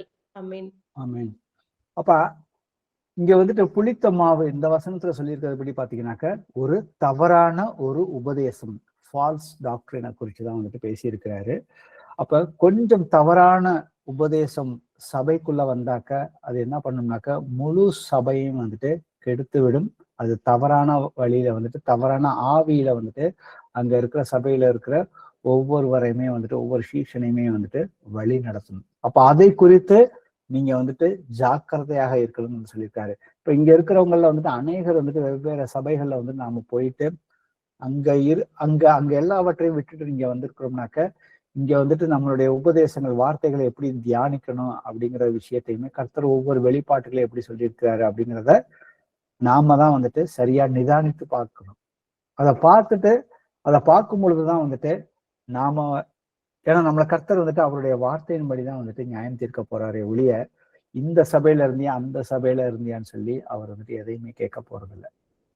என்னுடைய வார்த்தை தான் கடைசி நாள், நியாயம் தீர்க்கும். சோ அதனாலதான் வந்துட்டு எந்த ஒரு உபதேசமாக இருந்தாலும், இன்னைக்கு நானே எந்த ஒரு உபதேசத்தை போதித்தாலும் அது சரியா இல்லையா அப்படிங்கிறத நீங்க தான் போய் நிதானித்து பார்க்க வேண்டும். நான் பேசுற ஒவ்வொரு வார்த்தைகளுக்கும் கர்த்தருக்கு முன்னாடி நான் வந்துட்டு கணக்கு கொடுக்க வேண்டும். இன்னொரு விஷயத்தை அவர் புளிப்பு மாவை குறித்து எதை சொல்லுகிறாருன்றதை பார்ப்போம். லூக்கா 12:1. அத்தருணத்திலே அநேகமாயிர ஜனங்கள் ஒருவரை ஒருவர் மிதிக்கத்தக்கதாக கூடி வந்திருக்கையில் அவர் முதலாவது தம்முடைய சீஷரை நோக்கி, நீங்கள் மாயமாகிய பரிசேயருடைய புளித்த மாவை குறித்து எச்சரிக்கையா இருங்கள். ஆமென். ஆமென். சோ இங்க மாயமாகிய, இங்கிலீஷ்ல வந்து ஹிப்போக்ரசி, உள்ள ஒண்ணை வச்சுக்கிட்டு வெளியில ஒண்ணு பேசுற காரியங்களை குறிச்சுதான் வந்துட்டு இங்க வந்துட்டு கர்த்தர் வந்துட்டு சொல்றாரு. அப்ப நமக்குள்ள அந்த மாதிரியான காரியங்கள் வந்து எனக்குள்ள இருக்குதா, அது எனக்குள்ள இருந்தாக்க அது குடும்பத்துக்குள்ள வெளிப்படுதா, இல்ல சபைக்குள்ள வெளிப்படுதா, நான் வேலை பார்க்குற இடத்துல வந்துட்டு அந்த மாதிரி வந்து எனக்குள்ள ஒரு மாயம் இருக்கிறதா இல்லையா அப்படிங்கிறத நம்ம வந்துட்டு நிதானிச்சு பார்க்க வேண்டிய தருணம் இது. அந்த மாயம் இருந்துச்சுனாக்க அது அந்த மனிதனை வந்துட்டு ஆவிக்குரிய ரீதியில வளர விடாமல் மாமிச சிந்தையிலே தான் வந்துட்டு போகும். மாமிச சிந்தை ஆவிக்குரிய மரணத்தை வந்துட்டு கொண்டு வந்து விடும். சோ அதுல வந்துட்டு நாம வந்து ஜாக்கிரதையாக இருக்குன்னு சொல்லிதான் இந்த வசனம் வந்து சொல்லுகிறது. ஆனா நீங்கள் மாயமாகிய பரிசேயருடைய புளித்த மாவை குறித்து எச்சரிக்கையாக இருங்கள். அப்ப இந்த புளித்த மாவுடைய அந்த பாசிட்டிவ் சைட்ல அவர் சொன்ன உண்மை பார்த்தீங்கன்னாக்கா, அது 3 படி மாவுல வைக்கும் பொழுது அது வந்துட்டு அந்த புளித்த மாவு உப்ப பண்ணுது. ஆனா இந்த புளித்த மாவியாகிய அந்த மாயம் வந்துட்டு எனக்குள்ளாக இருந்து அதை என்னை விட்டு வெளியில போகலைனாக்கா அதுவும் வந்துட்டு பெருசாக வளர்ந்து அது எதிர்மறையான விளைவுகளை வந்துட்டு நெகட்டிவான ஒரு விஷயத்துக்குள்ள அந்த ஆவிக்குரிய மரணத்தை வந்துட்டு கொண்டு விடும் அப்படிங்கிறது தான் வந்து கர்த்தர் வந்துட்டு எச்சரிக்கிறாரு. 3வது விஷயம் வந்துட்டு பார்ப்போம். மார்க்ல 8வது அதிகாரத்துல 15வது வசனம். அவர் அவர்களை நோக்கி, நீங்கள் பரிசேயருடைய புளித்த மாவை குறித்தும் ஏரோதின் புளித்த மாவை குறித்தும் எச்சரிக்கையாய் இருங்கள் என்று கற்பித்தார். ஆமென். ஆமென். அப்ப ஏரோது இங்க யாருன்னு பார்த்தோம்னாக்க ராஜாவை வந்துட்டு குறிக்குது. அப்ப இங்க வந்துட்டு இது வந்து உலக பிரகாரமான அந்த மக்களுடைய சிந்தனைகள் இப்படிதான் இருக்கும். அதே போல அரசியல்ல இன்னைக்கு எவ்வளவோ தந்திரங்கள் வந்துட்டு இருக்கிறது. சோ இதை குறித்து நாம வந்துட்டு ஜாக்கிரதையாக இருக்க வேண்டும் சொல்லியிருக்காங்க. இப்ப இன்றைய காலகட்டத்துல பாத்தீங்கன்னா இன்னைக்கு வந்துட்டு அரசியல் இன்னைக்கு இன்னும் ஒரு 2-3 மாசத்துல தேர்தல் வந்துட்டு வரப்போகுது. அந்த அரசியல் ஒவ்வொருத்தரும் ஒவ்வொரு மாதிரி, எப்படி ஒவ்வொரு கட்சிகளும் ஒவ்வொரு விதமாக தந்திரமாக வந்துட்டு மக்களை ஏமாற்றுவதற்காக எப்படி எல்லாம் வந்துட்டு பேசி கொண்டு இருக்கிறார்கள்ங்கிறத நாம வந்துட்டு பாக்குறோம். நாம அதுக்குள்ள போய் சிக்கி கொள்ளக்கூடாதுங்கிறத வந்துட்டு கர்த்தர் வந்துட்டு எச்சரிக்கிறாரு. சோ அரசியல்வாதிகள் இந்த மாதிரி வந்துட்டு உள்ளொன்று வெளியொன்று வந்துட்டு வைத்து பேசிக்கொண்டு இருக்கிறார்கள். அந்த மாதிரியான பேசுற நபர்களோட நாம வந்துட்டு கலக்கக்கூடாதுங்கிறது தான் வந்துட்டு கர்த்தருடைய சித்தமாக இருக்கிறது. அதற்கு பதிலாக கர்த்தர் சொன்ன விஷயம் வந்துட்டு ராஜாக்களுக்காக வந்துட்டு மனிதன் வந்துட்டு ஜெபம் பண்ண வேண்டும். ஆவிக்குரிய மனிதன் வந்துட்டு முதல் கடமை வந்துட்டு அவன் வந்துட்டு ராஜாக்களுக்காக ஜெபம் பண்ண வேண்டும். ஏன்னா ஒரு தனி மனுஷனை நான் கர்த்தரை ஏற்றுக்கிட்டு நான் எத்தனை பேருக்கு சுவிசேஷம் சொல்ல முடியும்? ஒரு 1000 பேரு 2000 பேரு மீடியா மூலியமாக லட்சக்கணக்கான பேத்துக்கு வந்துட்டு சுவிசேஷத்தை சொல்ல முடியும். ஆனா எல்லாரும் எத்தனை பேர் ஏற்றுக்கொள்ள போறாங்களோ அப்படியே ஏற்றுக்கொண்டாலும் அது அந்த தேசத்தை மாற்றுமா அப்படின்னு பார்த்தோம்னாக்க மாற்ற போறது இல்லை. ஆனா ஒரு தேசத்துல இருக்கிற ஒரு ராஜா வந்து சுவிசேஷத்தை ஏற்றுக்கொண்டு அவன் மாறும் பொழுது, ஏன்னா நேபுகாத் ராஜா வந்துட்டு அவர் விழுந்த போதும் அதுக்கப்புறம் மனம் திரும்பி அவர் எழுந்திருக்கும் பொழுதும் பாத்தீங்கன்னா அவரு தன்னுடைய ஆளுகையில இருந்த எல்லா ராஜ்யங்களுக்கும் வந்துட்டு அவர் கடிதம் எழுதுறாரு. இவர்தான் கர்த்தர் ஒருவர் தான் உயிருள்ள தேவன், அவருடைய மகத்துவம் என்ன அப்படிங்கிற ஒவ்வொரு விஷயத்த அவர் டீட்டெயில்டா எழுதுறாரு. எழுதி இவரை தான் நம்ம வந்துட்டு ஆராதிக்கணும்னே சொல்றாரு. அப்ப அதே போல அதுக்காக தான் வந்துட்டு பவுல் வந்து சொல்றாரு 1 தீமோத்தேயு 2வது அதிகாரத்துல பாத்தீங்கன்னாக்க குறிப்பாக நீங்க வந்துட்டு ராஜாக்களுக்காகவும் அதிகாரிகளுக்காகவும் வந்துட்டு நாம வந்துட்டு ஜெபம் பண்ணணும். ஆனா அதை விட்டுட்டு இன்னைக்கு அரசியல் மேடையில பேசுற விஷயங்களும் அரசியல் பேசுகிறவர்களோட நாம அவர்களோட சேர்ந்து நாம நம்மளுடைய அடையாளத்தை மறந்து நாம பேச ஆரம்பிச்சோம்னாக்க அந்த புளித்த மாவு நமக்குள்ளாக எதிர்மறையான விளைவுகளை வந்துட்டு கர்த்தருக்கு விரோதமாக கொண்டு போகும். 4வது விஷயத்தை வாசிப்போமே. 1 கொரிந்தியர்ல 5வது அதிகாரத்துல 6-8 வரைக்கும். நீங்கள் மேன்மை பாராட்டுகிறது நல்லதல்ல. கொஞ்சம் புளித்தமா பிசைந்தமா முழுவதையும் புளிப்பாக்கும் என்று அறியீர்களா? ஆகையால் நீங்கள் புளிப்பில்லாதவர்களாய் இருக்கிறபடியே புதிதாய் பிசைந்த மாவாய் இருக்கும்படிக்கு பழைய புளித்த மாவை புறம்பே கழித்து போடுங்கள். ஏனெனில் நம்முடைய பஸ்காவாகிய கிறிஸ்து நமக்காக பலியிடப்பட்டிருக்கிறாரே. ஆதலால் பழைய புளித்த மாவோடே அல்ல, துர்க்குணம் பொல்லாப்பு என்னும் புளித்த மாவோடும் அல்ல, துப்புரவு உண்மை என்னும் புளிப்பில்லாத அப்பத்தோடே பண்டிகையை ஆசாரிக்க கடவோம். ஆமென். ஆமென். கர்த்தர் நமக்கு வந்துட்டு இறுதியா சொல்ற விஷயம், நம்மளுடைய ஆவி, ஆத்துமா, சரீரம் இது வந்துட்டு புளிப்பில்லாம இருக்கணும். புளிப்பு இதுக்குள்ள வந்துட்டு எல்லளவும் வந்துட்டு நாம வந்துட்டு அதுல வந்துட்டு கலந்து இருக்கக்கூடாது. நாம பரிசுத்தம் ஒண்ணுதான் வந்துட்டு நம்மளுடைய இலக்காக கர்த்தர் கொடுத்திருக்காரு. ஏன்னா கர்த்தர் ஆவியானவர் என்றென்றுமே பரிசுத்தராக இருக்கிறார். அவருடைய ஆவியானவர், அந்த ஆவி எனக்குள்ள வந்துட்டு இருக்குது. இயேசு கிறிஸ்துவுக்குள்ளாக இருந்த அதே ஆவியானவர் எனக்குள்ள வந்துட்டு இருக்கிறார். கிறிஸ்துவின் ஆவி இல்லாதவன் அவருடையவன் அல்ல. அப்ப இந்த இடத்துல நாம வந்துட்டு ரெண்டு விஷயம், ஒண்ணு வந்துட்டு பாசிட்டிவாவும் பார்த்தது புளித்த மாவை குறிச்சும், நெகட்டிவாவும் பார்த்தது விஷயம். பாசிட்டிவா பார்த்தது கர்த்தர் வந்துட்டு அந்த ராஜ்யம், அந்த பரலோக ராஜ்யத்துக்குள்ள ஒரு மனுஷனுக்குள்ள வந்துட்டு அவனுக்குள்ளாக வருகிற அந்த மாற்றத்தை குறிச்சு, அந்த கனி கொடுக்குற அந்த நிலைய, அந்த தேவனுக்குரிய அந்த எல்லா குணாதிசயங்களும் அவனுக்குள்ளாக வந்துட்டு கர்த்தருடைய ஆவி இருக்கும் பொழுது அந்த கர்த்தருடைய வசனத்தை பிடித்து கொண்டு அவனுக்குள்ளாக நடக்கிற அந்த மாறுதலை குறிச்சுதான் வந்துட்டு கர்த்தர் வந்துட்டு பேசுறாரு. அப்ப பாத்தீங்கன்னாக்கா சாத்தான் வந்துட்டு, பிசாசானவன் பாவத்தை பயன்படுத்தி உலகத்தை வந்துட்டு, உலகத்துல இருக்கிற எல்லா மக்களையும் வந்துட்டு தவறான வழியில தேவனுக்கு விரோதமாக அவனை வந்துட்டு வழிநடத்தி செல்கிறான். ஆனா தேவன் தமது ராஜ்யத்தில் வல்லமையை பயன்படுத்தி உலகத்தை மாற்றுவதுதான் வந்துட்டு அதை விட அதிக சக்தி வாய்ந்ததாக இருக்குது. இதோட ஆழமான பொருளை நாம வந்துட்டு பார்த்தோம்னாக்க, சோ அடுத்தது வந்துட்டு நம்ம கடைசியா வந்துட்டு அந்த 3 படி மாவை குறித்து வந்துட்டு நம்ம கொஞ்சம் அதையும் பார்த்துட்டு இதோட வந்து பைபிள் செய்தி வந்துட்டு நிறைவு செய்வோம். வாசிப்போமே, அதோட பின்னணியை நம்ம வசனத்துல வாசிப்போம். ஆதியாகமத்துல 18வது அதிகாரத்துல 1 முதல் 8 வரைக்கும் உள்ள வசனங்களை. பின்பு கர்த்தர் மம்ரோயின் சமபூமியிலே அவனுக்கு தரிசனமானார். அவன் பகலிலே உஷ்ண வேளையில் கூடார வாசலிலே உட்கார்ந்திருந்து தன் கண்களை ஏறெடுத்து பார்க்கும்போது, இதோ 3 புருஷர் அவனுக்கு எதிரே நின்றார்கள். அவர்களை கண்ட உடனே அவன் கூடார வாசலிலிருந்து அவர்களுக்கு எதிர்கொண்டு ஓடி தரை மட்டும் குனிந்து, ஆண்டவரே, உம்முடைய கண்களில் எனக்கு கிருபை கிடைத்ததானால் நீர் உமது அடியானை விட்டு கடந்து போக வேண்டாம். கொஞ்சம் தண்ணீர் கொண்டு வரட்டும். உங்கள் கால்களை கழுவி மரத்தடியிலே சாய்ந்து கொண்டிருங்கள். நீங்கள் உங்கள் இருதயங்களை திடப்படுத்த கொஞ்சம் அப்பம் கொண்டு வருகிறேன். அப்புறம் நீங்கள் உங்க வழியிலே போகலாம். இதற்காகவே அடியன் இடம் வரைக்கும் வந்தீர்கள் என்றான். அதற்கு அவர்கள், நீ சொன்னபடியே செய் என்றார். அப்பொழுது ஆபிரகாம் தீவிரமாய் கூடாரத்தில் சாராள் இடத்திற்கு போய், நீ சீக்கிரமாய் 3 படி மெல்லிய மாவு எடுத்து பிசைந்து அப்பம் சுடு என்றான். ஆபிரகாம் மாட்டு மந்தைக்கு ஓடி ஒரு நல்ல இளங்கன்றை பிடித்து வேலைக்காரன் கையிலே கொடுத்தான். அவன் அதை சீக்கிரத்தில் சமைத்தான்.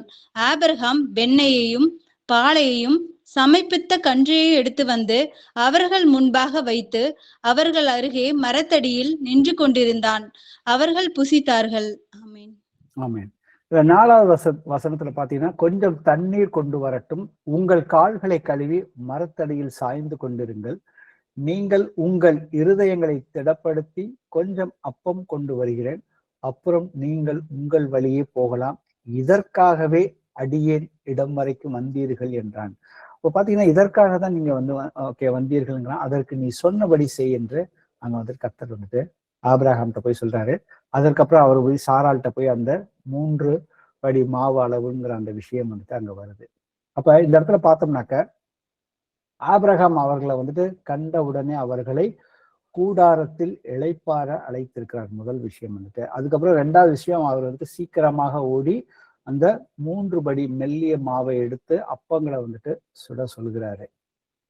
அப்ப இந்த இடத்துல வந்து நம்ம வந்து கவனிக்க வேண்டிய விஷயம் வந்துட்டு, இது வந்துட்டு விருந்தினரை வந்துட்டு அவங்க 3 பேர்த்த வந்துட்டு ஒரு ஒரு விருந்தோம்பல் மாதிரி நமக்கு வந்துட்டு தெரியலாம். ஆனா இதோட ஆழமான அர்த்தம் ஆவிக்குரிய ரீதியில பார்த்தோம்னா, இது தேவனுக்கும் மனிதனுக்கும் இடையே வந்துட்டு அந்த உடன்பாட்டின் அந்த உணவு தான் வந்துட்டு பார்க்கிறோம்.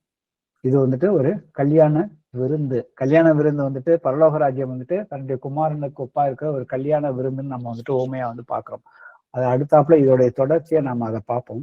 இந்த இடத்துல பாத்தீங்கன்னாக்க தேவனோடு இருக்கிற அந்த ஐக்கியம், இதுதான் வந்துட்டு ஒரு முக்கியமான விஷயம் பாத்தீங்கன்னாக்க. அப்ப இயேசு கிறிஸ்து ஒரு ராஜ்யத்தை வந்துட்டு ஒரு விருந்துக்கு வந்துட்டு ஒப்பிடுறாரு. இயேசு இந்த உண்மையில வந்துட்டு 3 படி மாவு அளவு மீண்டும் வந்துட்டு பயன்படுத்துறாரு. இதன் மூலம் வந்துட்டு யூதர்களுக்கு வந்துட்டு அவர் பழைய ஏற்பாட்டுல இருந்து புதிய ஏற்பாட்டோட ஒரு ஓமையாக ஒரு செய்தியை சொல்றாரு. ஆபிரகாம் வந்து எப்படி வந்து தேவனுக்கு விருந்து படைத்து ஐக்கியம் கொண்டாரோ, அதே போல தேவனுடைய ராஜ்யம் என்பது உலகம் முழுவதற்கும் ஒரு பெரிய விருந்தாக மாறப்போகிறதுங்கிறதுதான் வந்துட்டு கர்த்தர் வந்துட்டு ஓமையில வந்துட்டு யூதர்களுக்கு அன்னைக்கு வந்து அவர் வந்து சொல்லி கொடுத்த விஷயம். அந்த 3 படி என்பது பாத்தீங்கன்னா சுமார் வந்துட்டு நம்ம பார்த்தோம், இன்னைக்கு காலகட்ட அளவுக்கு ஒரு 22 லிட்டரு, அதுல வந்துட்டு 50-60 பேர்த்துக்கு வந்துட்டு சமைக்கக்கூடிய ஒரு மாவாக இருக்கிறது. ஆனா இன்னைக்கு வந்துட்டு அதை ஒரு அளவுகோல் இல்லாம தேவனுடைய ராஜ்யம் என்பது ஏதோ ஒரு சிலருக்கு மட்டுமானது அல்ல, அது திரளான ஜனங்களுக்கு, உலகத்துல உள்ள அத்தனை பேரும். ஏன்னா எல்லா மனுஷரும் ரட்சிக்கப்பட வேண்டும் என்பது கர்த்தருடைய சித்தமாக இருக்கிறது. அப்ப கர்த்தர் வந்துட்டு அவர் பூமியில இருக்கும் பொழுது நானே வந்துட்டு ஜீவ அப்பம் வந்துட்டு கர்த்தர் சொல்றாரு. அப்ப இந்த ஜீவ அப்பத்தை வந்துட்டு எல்லோருமே வந்துட்டு புசிக்கலாம். அடுத்த விஷயம் பாத்தீங்கன்னாக்க சபை அப்படிங்கிறது பாத்தீங்கன்னா இன்னும் விருந்தோம்பலை குறிக்கிற விஷயங்கள். இங்க வந்து ஆபிரகாம் வந்து மனைவி கிட்ட வந்துட்டு உணவை சமைத்து அவர் வந்துட்டு அங்க வந்துட்டு அவங்களுக்கு அதை கொடுத்து உபசரிக்கிறார். அப்ப சாரால் எப்படி வந்து அந்த மாவை பிசைந்து அப்பம் சுட்டு தேவனுக்கு கொடுத்தாலோ, அதே போல சபைங்கிறது வந்துட்டு ஒரு பெண்ணை வந்துட்டு குறிக்கிறது.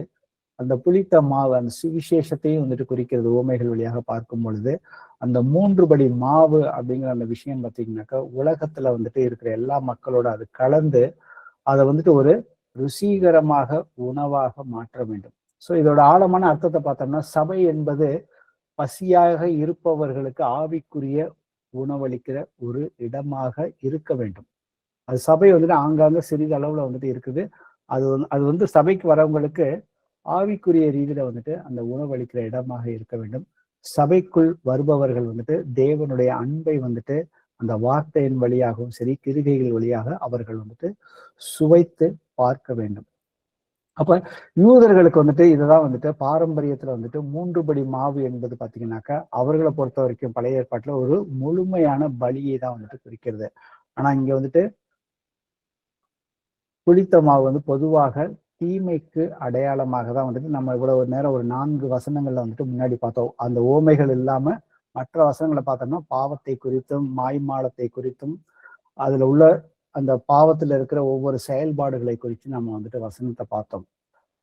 ஏன்னா தேவன் வந்து அந்த புளித்த மாவு கலந்த அப்பத்தை வந்துட்டு ஏற்றுக்கொள்கிறார். இதுதான் வந்து யூதர்களுக்கு வந்துட்டு இது யூதர்கள் அல்லாத புறஜாதிகள் பாவிகள் என்று கருதப்படுகிறவர்கள். ஏன்னா வந்துட்டு ஒரு ஆயக்காரன் அதுக்கப்புறம் வந்து புறஜாதிகள் மத்தியில போய் பேதுரு கலந்து அவங்க கிட்ட போய் சுவிசேஷம் சொன்ன விதத்தை வந்துட்டு அங்க இருக்கிற யூதர்கள் கேள்வி கேட்ட பொழுது அங்க பேதுரு வந்து ஒரு பெரிய ஒரு விளக்கத்தையும் அங்க ஆச்சரியமான நடந்த சம்பவங்களையும் வந்துட்டு தேவன் வந்துட்டு சுவிசேஷத்தை எல்லாருக்கும் தான் வந்துட்டு கொண்டு செல்கிறார்.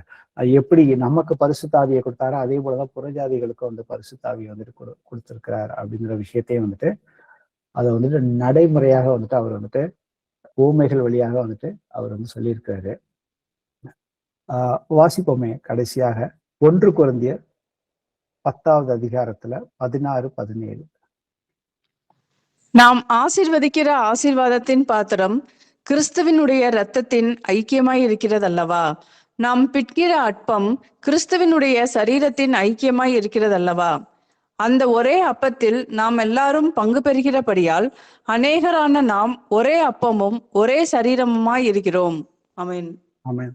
அப்ப ஏசப்பா வந்து இதைதான் வந்துட்டு நான் வருமானமும் நீங்க வந்துட்டு நினைவு கூறுங்கன்னு சொல்லி இந்த ராபோஜனத்தின் போது வந்து சொன்னாரு. நாம வாரம் வந்து சபைகள்ல வந்துட்டு அப்பம் ரசம் பந்தியில வந்துட்டு நாம வந்துட்டு கலந்துடுறோம். ஸோ இதைதான் வந்துட்டு இந்த 3 படி அந்த மாவுல வந்துட்டு ஆபிரகாம் வந்துட்டு தேவனுக்கு வந்துட்டு அப்பத்தை வந்துட்டு கொடுக்குறாரு. ஆனா புதிய ஏற்பாட்டுல வந்துட்டு கர்த்தர் நமக்காக தன்னையே வந்துட்டு ஜீவ பலியாக அதை வந்துட்டு விட்டு கொடுத்துட்டாரு. ஸோ நாம அந்த அப்பத்தை புசிக்கும் பொழுது பாத்தீங்கன்னாக்கா அவருடைய சரீரத்தோடு நாம வந்துட்டு ஐக்கியமாக இருக்கிறோம்.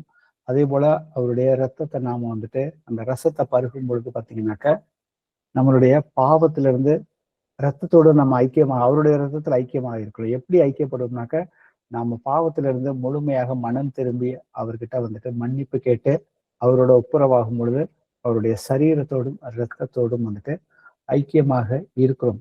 அப்ப தேவன் வந்துட்டு நம்மோடு தங்குவதற்காக தான். தேவன் என்னுடைய வீட்டுக்குள் வந்திருக்கிறாருனாக்க என் இருதயத்துக்குள்ள வந்துட்டு வந்திருக்காரு. எதற்காக வந்திருக்காரு? அன்னைக்கு வந்துட்டு ஆபிரகாமோட வந்துட்டு அவர் வந்துட்டு உறவாடினார். அவர் பிசிக்கலாவே வந்தார். அப்ப அதே போலதான் இன்னைக்கு ஆவிக்குரிய ரீதியில வந்துட்டு எனக்குள்ளாக இருக்கிறார், உங்களுக்குள்ளே வந்துட்டு இருக்கிறார். யார் யார் இயேசு கிறிஸ்துவின் நாமத்தினால ஞானஸ்தானம் எடுத்திருக்காங்களோ அவங்களுக்குள்ள வந்துட்டு இருக்கிறார் கர்த்தர். ஆனா அவர் வீட்டுக்குள்ள வந்தவங்களோட வந்துட்டு எப்படி ஆபிரகாம் வந்துட்டு உறவாடினாரோ அதே போல நாமும் வந்துட்டு உறவாடணுங்கிறது தான் வந்துட்டு கர்த்தருடைய சித்தமாக இருக்கிறது.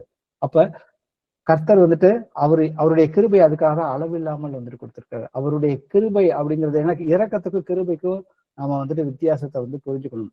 ஸோ இரக்கம் அப்படிங்கிறது பாத்தீங்கன்னாக்க ஒரு மனுஷன் வந்துட்டு ஒரு தவறு செஞ்சுதான் அவனுக்கு நீதிபதி வந்துட்டு கோர்ட்ல வந்துட்டு 20 ஆண்டு காலம் வந்து தண்டனையை வந்துட்டு கொடுக்குறாரு. அந்த இடத்துல வந்துட்டு அவன் வந்துட்டு கெஞ்சி மன்றாடுறான். அதுக்கப்புறம் அவனுடைய தண்டனையை வந்துட்டு 20 ஆண்டுகளுக்கு பதிலாக 2 ஆண்டுகளாக குறைக்கிறான்னாக்க அதுதான் வந்துட்டு இரக்கம். ஆனா கிருபை அப்படிங்கிறது பாத்தீங்கன்னாக்க அவனுக்கு அந்த 20 ஆண்டு கால தண்டனையும் வந்துட்டு அவன் தப்பே செய்யாத மாதிரி அவனுக்கு 20 ஆண்டு கால தண்டனையும் அதை வந்துட்டு கேன்சல் செஞ்சுட்டு அவனுக்கு வந்துட்டு அவனுடைய வாழ்க்கை மாற்றத்துக்காக அவனுக்கு வந்துட்டு ஒரு வீடு கொடுத்து ஒரு பரிசு கொடுத்து அவனுக்கு ஒரு வேலையை கொடுத்து அவனை வந்துட்டு அதற்கு சமமானது. அவன் வந்து எதுக்குமே தகுதி இல்லாதவனுக்கு தப்பு பண்ணியிருக்கான். அவனுக்கு தகுதி இல்லாதவனுக்கு அவனுடைய தண்டனையும் முழுமையாக நீக்கிட்டு அவனுக்கு அவன் வாழ்க்கை வாழ்வதற்கு தேவையானதை வந்துட்டு அங்க கொடுக்குறாங்க அந்த ராஜ்யத்துல. அதே போலதான் வந்துட்டு இன்னைக்கு நாமளும் தகுதி இல்லாத நமக்கு நம்மளுடைய பாவங்கள் வந்துட்டு பாத்தீங்கன்னாக்க 10,000 தாளந்துக்கு சமமாக வந்துட்டு இருக்குது. இந்த 10,000 தாளந்து கடனையும் கர்த்தர் முழுமையாக கேன்சல் பண்ணிட்டு அவருடைய ஆவியை நமக்கு வந்துட்டு கொடுத்துருக்கிறாரு. அப்ப நாம வந்துட்டு அந்த கடுகு விதை போலவும் அந்த புளித்த மாவு போலவும் வந்துட்டு எனக்குள்ளாகவும் மாற்றம் வரணும். அதே போல வெளிப்புறத்துல வந்துட்டு அந்த ராஜ்யம் வந்துட்டு விரிவடைவதற்கு நான் சுவிசேஷத்தை வந்துட்டு எல்லா இடத்துலயும் வந்துட்டு கொண்டு போய் சேர்க்கணுங்கிறது தான் வந்துட்டு இதுல ஒரு முக்கியமான ஒரு காரியம் வந்துட்டு. அப்ப இததான் வந்துட்டு கர்த்தர் சொல்றாரு. பவுல் சொல்வாரு, உங்கள் சரீரமானது நீங்கள் தேவனாலே பெற்றும் உங்களில் தங்கியும் இருக்கிற பரிசுத்த ஆவியினுடைய ஆலயமாக இருக்கிறது என்று நீங்கள் உங்களுடையவர்கள் என்று அறிவீர்களா? நீங்கள் தேவனுடைய ஆலயமாக இருக்கிறீர்கள் என்றும் தேவனுடைய ஆவி உங்களில் வாசமாய் இருக்கிறது என்றும் அறியாது இருக்கிறீர்களா? ஒருவன் தேவனுடைய ஆலயத்தை கெடுத்தால் அவனை தேவன் கெடுப்பார். தேவனுடைய ஆலயம் பரிசுத்தமாக இருக்கிறது, நீங்களே அந்த ஆலயம். Praise the Lord brothers and sisters. எங்கள் கர்த்தராகிய இயேசுவே, உம்மை போற்றுகிறோம், உம்மை வாழ்த்துகிறோம், உம்மை ஆராதிக்கின்றோம், உமக்கு மகிமை செலுத்துகிறோம். அப்பா இயேசுவே, நீர் என்றென்றுமே பரிசுத்தராக இருக்கிறீங்கப்பா. உம்முடைய ஆவியை எங்களுக்கு நீங்க அளித்திருக்கிறீங்க. தகுதி இல்லாத எங்களை வந்துட்டு உம்முடைய கிருபையினால உம்முடைய சுவிகார புத்திரராக நீங்க வந்துட்டு தெரிந்து கொண்டு அப்பா பிதாவே என்று கூப்பிடத்தக்க ஆவியை எங்களுக்கு கொடுத்து அப்பா உங்களுக்கு உள்ளது எல்லாவற்றையுமே எங்களுக்கு நீங்க கொடுத்துருக்கிறீங்கப்பா. நாங்கள் எல்லோருமே பரலோகத்தின் பிரஜை. நாங்க அந்த பூமியில வந்துட்டு அந்நியர்களாக இருக்கிறோம் ஆவிக்குரிய ரீதியில. அதை நாங்கள் உணர்ந்து கொண்டு அந்த பரலோகத்தின் பிரஜைக்குரிய வேலைகளை நாங்க வந்து பூமியில அதை முழுமையாக கர்த்தரை அறிகிற அறிவினால வளர்ந்து அப்பா உங்களுடைய கிருபையினாலையும் சமாதானம் பெருக கடவுள்னு சொல்லியிருக்கீங்கப்பா. அதுல நாங்க வந்து வளர்ந்து அனுதினமும் வந்து உங்களுடைய சுவிசேஷத்தையும் எல்லோருக்கும் கொண்டு சொல்ல பிள்ளைகளாகவும் எங்களுக்குள்ளாக ஆவியின் கனியாகிய அன்பு, சந்தோஷம், சமாதானம், நீடிய பொறுமை, நற்குணம், தயவு, விசுவாசம், சாந்தம், இச்சை அடக்கம், இந்த 9 குணாதிசயங்களை எங்களுக்குள்ளாக அந்த புளித்த மாவு எப்படி வந்துட்டு பண்ணீங்களோ இந்த கனிகளை நாங்க வந்துட்டு அனுதினமும் வளர்வதற்கு இது எங்கள் ஒவ்வொருவருக்கும் உதவி செய்யும்படியாக நாங்கள் இந்த நேரத்தில் ஜெபிக்கிறோமப்பா. அதே போல வந்துட்டு சாத்தான் வந்துட்டு எங்களை வந்துட்டு உணர்வில்லாதபடி வந்துட்டு சில நேரங்கள்ல வந்துட்டு பிரச்சனைகள் மூலியமாக எங்களுடைய சரீரங்களையோ எங்களுடைய மனதை வந்துட்டு அவன் வந்துட்டு காயப்படுத்திய பயத்தை உள்ள கொண்டு வந்துட்டு உங்களுடைய வார்த்தைகளை வந்துட்டு பறவைகள் போல வந்துட்டு குத்தி கொள்வதற்காக வருகிறானப்பா. அதையெல்லாம் எங்களால வந்துட்டு ஜெயம் கொள்ள முடியும் நீங்க சொல்லியிருக்கீங்கப்பா. ஏன்னா நீங்க வந்துட்டு ஏற்கனவே வந்துட்டு சிலுவையில அவனை வந்துட்டு தோற்கடிச்சிட்டீங்க. அதை நாங்க முழுமையாக விசுவசித்து நாங்க அதை அனுதினமும் எங்களுடைய செயல்பாட்டுல வெளிப்படுத்துவதற்கு எங்கள் ஒவ்வொருவருக்கும் நீர் உதவி செய்யும்படியாக ஜெபிக்கிறேன் அப்பா. எங்களுக்கு எதிராக இந்த பலவீனத்தை கொண்டு வருகிற எல்லா அசுத்தாவிகளையுமே இயேசு கிறிஸ்துவின் நாமத்தினால இங்க இருக்கிற ஒவ்வொருத்தரை விட்டு வெளியே போயிட்டு கட்டளை இடுகிறேன். இயேசுவே ஆண்டவரே, இந்த செய்தியை கேட்ட ஒவ்வொருத்தரையும், அவங்க குடும்பத்தார், அவங்க பிள்ளைகள் எல்லோரையுமே இயேசு கிறிஸ்துவின் நாமத்தினால ஆசீர்வதித்து என்னுடைய எல்லா ஜெபத்தையுமே இயேசுவின் நாமத்தினால எடுக்கிறோம். ஜீவனுள்ள நல்ல பிதாவே, ஆமென். பிரதர், ஒரு விண்ணப்பம் பிரதர். சொல்லுங்க சிஸ்டர். இந்த கீமோ மருந்து போட்டாங்க பிரதர். 2-3 நாளா நல்லா இருந்தது பிரதர். இப்ப புதன்கிழமை போட்டு வந்தேன். வேலை, வெள்ளி, சனிக்கிழமை வரைக்கும் நல்லா இருந்தது. நேத்து இன்னைக்கும் என்னால சாப்பிடவே முடியல பிரதர். உடம்பெல்லாம் வலிக்குது, நோவுது, ரொம்ப வலி கொடுக்குது பிரதர். நான் விண்ணப்பமே கொடுக்க கூடாதுன்னு ஒவ்வொரு நேரமும் நான் ஏசாப்பாட்ட கேட்டுட்டு இருப்பேன். அப்பா, உங்களுக்கு நான் சாட்சியா நிக்கணும்ட்டு நான் ஏசாப்பாட்ட இந்த விண்ணப்பத்தை கொடுக்குறேன் பிரதர். ஜெபிச்சுக்கலாம் பிரதர். ஓகே. எங்க 2 அல்லது 3 இந்த பூமியிலே ஒருமனப்பட்டு நாம ஒரு காரியத்துக்காக ஜெபம் பண்றோமோ, கண்டிப்பா கர்த்தர் அந்த ஜெபத்துக்கு பதில் கொடுக்கிறாருங்கிறது தான் நம்மளுடைய விசுவாசம்.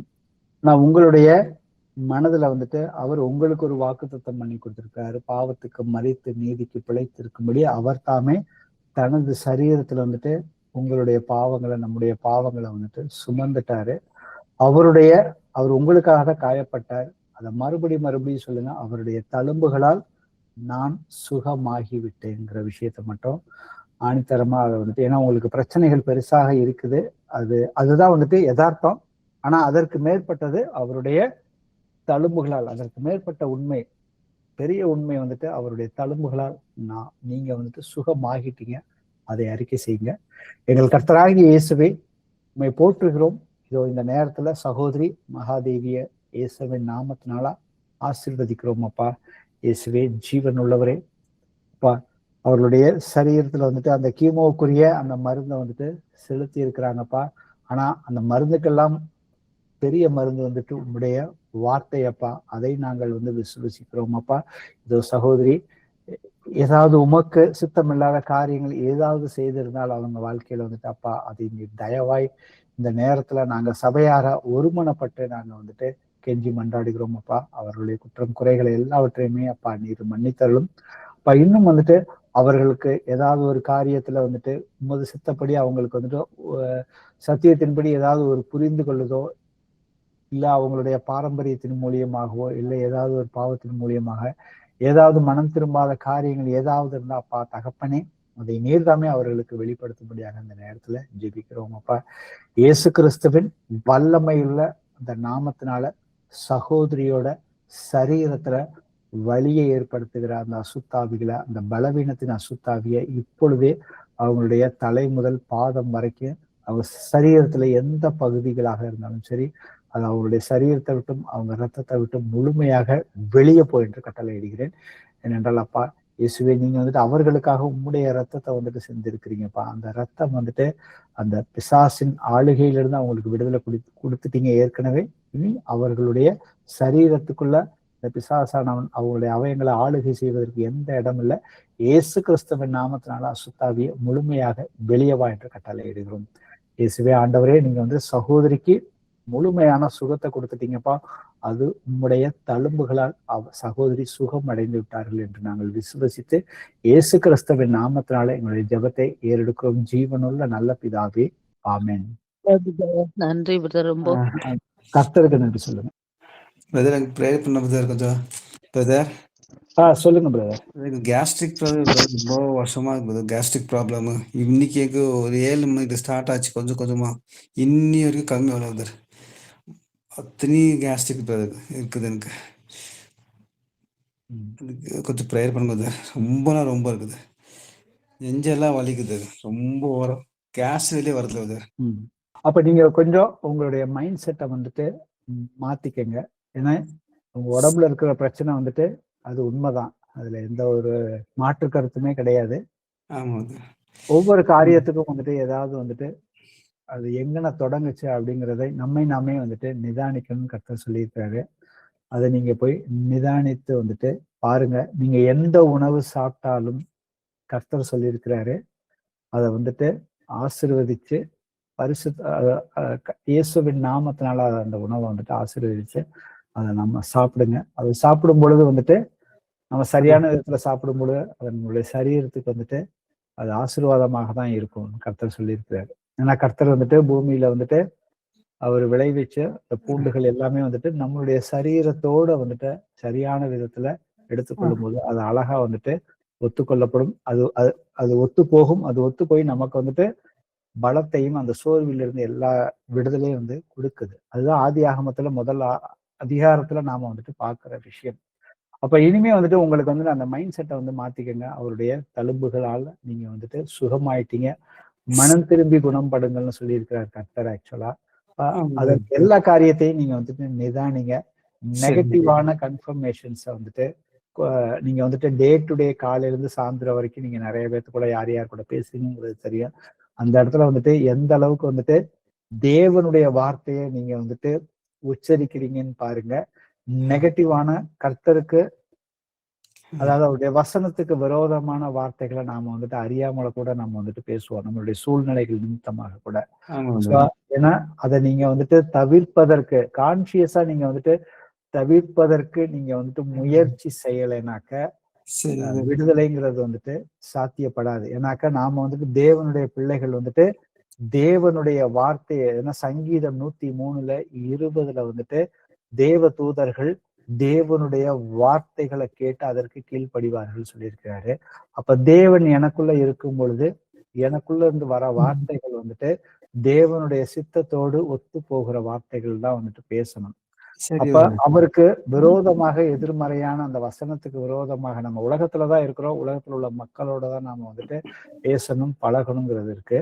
ஆனா வந்துட்டு எந்த வார்த்தைகளை எப்படி பயன்படுத்தணுங்கிறத நாம வந்துட்டு நிதானிக்க வந்துட்டு கத்துக்கணும்.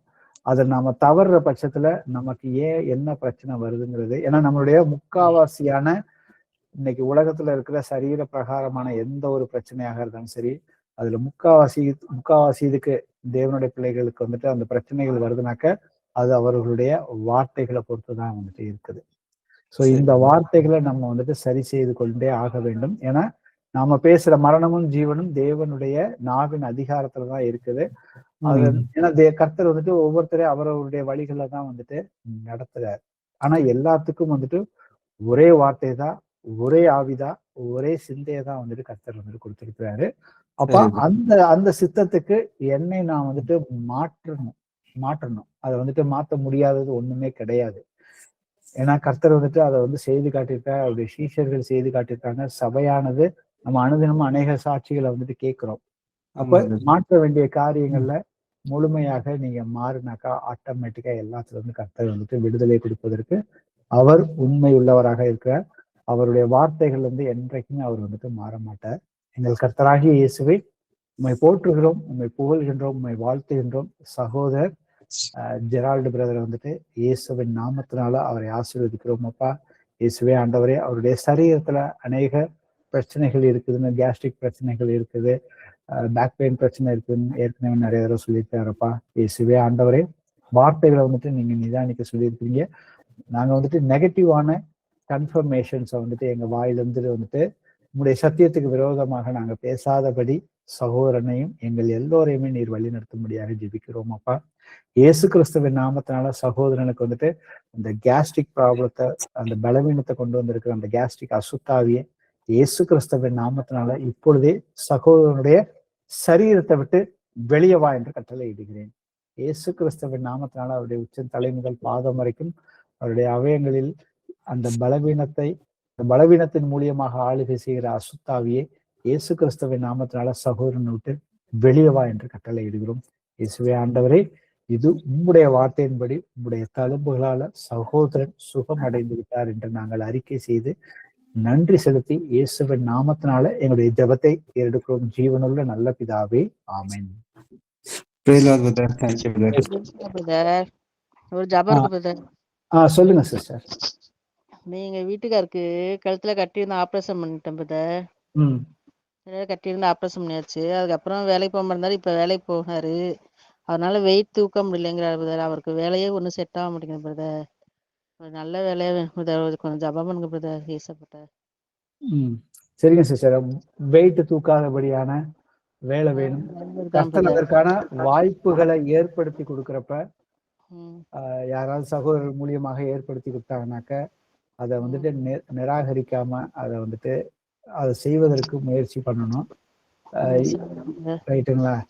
அப்ப கர்த்தர் அது மாதிரியான வாய்ப்புகளை ஏற்கனவே கொடுத்துருக்காரா அப்படிங்கிறத வந்துட்டு நீங்க வந்துட்டு நிதானிச்சு பாருங்க. கர்த்தர் வந்துட்டு அவருடைய தேவனுடைய ராஜ்யத்தையும் அதன் நீதியையும் நாம வந்துட்டு முழுமையாக தேடணும்னாக்க கர்த்தர் வந்து கண்டிப்பா வந்துட்டு வாய்க்க பண்ணுவாரு. நீங்க இன்னும் வந்து கர்த்தரை வந்துட்டு ஞானஸ்தானம் எதுவும் எடுக்காம இருந்தீங்கன்னாக்க அதை கூடிய சீக்கிரத்துல ஏன்னா கர்த்தரை ஏத்துக்கிட்டீங்க, அதை வந்து ஞானஸ்தானம் எதுவும் தடையாக இருக்குதா அப்படிங்கிறதை நம்ம வந்துட்டு நிதானித்து பார்ப்போம். அதே போல வந்து ஏசப்பா வந்துட்டு அவரை வந்துட்டு எனக்கு வெயிட் தூக்க முடியாது அப்படிங்கிற அந்த மைண்ட் செட்ல இருந்து அது தூக்க முடியாது நானா நினைச்சுக்கிட்டாக்க அதுக்கு வந்துட்டு கர்த்தர் பொறுப்பு கிடையாது. ஏன்னா கர்த்தரை வந்து ஏற்றுக்கொண்டாக்க அவரால் வந்துட்டு செய்யக்கூடாத காரியம் ஒன்றுமே இல்லை. அவர் அதற்குண்டான பலத்தையும் சுகத்தையும் வந்து தருவாரு. ஆனா அதே போல நம்முடைய மன விருப்பத்தின்படி நாம எந்த வேலையை கேட்கிறோமோ அவருடைய சித்தத்தின்படி கேட்கிறோமோ அதையும் வந்து கர்த்தர் வந்துட்டு செய்வதற்கு வல்லமை உள்ளவராக இருக்கிறாரு. ஆனா அதற்கு முதற்படியாக ஆபிரகாம் வந்து பாத்தீங்கன்னாக்க அவர் 99 வயசுல வந்துட்டு இனி உத்தமனாக நீ வந்துட்டு எனக்கு முன்பாக நடந்து கொள்ளுன்னு சொல்லி தன்னுடைய உடன்படிக்கையை அவர் வந்துட்டு வெளிப்படுத்தினப்ப அவர் அன்றைய தினமே அவரும் அவருடைய வீட்டாரும் வந்துட்டு அந்த உடன்படிக்கையை வந்துட்டு உடன்பட்டாங்க. இன்னைக்கு ஆவிக்குரிய ரீதியில பாத்தீங்கன்னா நமக்கு வந்துட்டு அவருடைய உடன்படிக்கை என்பது நல் மனசாட்சி, அந்த ஞானஸ்தானம் என்பது நல் மனசாட்சியின் உடன்படிக்கையாக இருக்கிறது. அதற்கு வந்துட்டு ஏதாவது வந்துட்டு எடுப்பதற்கு தடைகளோ இல்ல காலதாமம் ஆகுறதற்கு ஆவிக்குரிய ரீதியிலையோ இல்ல மாம்சத்துக்குரிய ரீதியிலேயோ ஏதாவது சரியான காரணம் வந்து இருக்குதா அப்படிங்கிறதையும் நீங்க வந்துட்டு நிதானித்து பார்க்க வேண்டும். இப்பொழுது ஜெபம் செய்வோம். இயேசுவே ஆண்டவரே, தகப்பனே, இதோ சகோதரர் சலீம், அவங்க மனைவி, அவங்க பிள்ளைகள் எல்லோரையுமே இயேசுவின் நாமத்தினால ஆசீர்வதித்து நாங்கள் ஒரு சபையாக உமக்கு முன்பாக வருகிறோம் அப்பா. இயேசுவே ஆண்டவரே, அவருடைய கழுத்து பகுதியில அவருக்கு ஏற்கனவே ஒரு ஆப்ரேஷன் நடந்து அதுல நீங்க வந்துட்டு முழு விடுதலையை கொடுத்துட்டீங்கப்பா. அதுல இன்னமும் வந்துட்டு அவருக்கு வந்துட்டு அதன் மூலியமாக இன்னும் வந்துட்டு இருதயத்துல வந்துட்டு ஒரு பயத்தின் மூலியமாக அவருக்கு அந்த நெஞ்சு வலி வந்துட்டு வருகிறது, அப்பப்போ வருகிறதப்பா. இயேசுவே ஆண்டவரே, உம்முடைய நாமத்தை கூவி அழைப்பவர்கள், உம்முடைய வசனத்தை நம்புபவர்கள், உம்முடைய உடன்படிக்கையை வந்துட்டு ஏற்றுக்கொண்டவர்களுக்கு அப்பா ஒருபோதும் என்றைக்குமே வந்துட்டு குறைவில்லைன்னு சொல்லி நீங்க வந்துட்டு வாக்குத்தத்தம் வந்து பண்ணி கொடுத்துருக்கிறீங்கப்பா.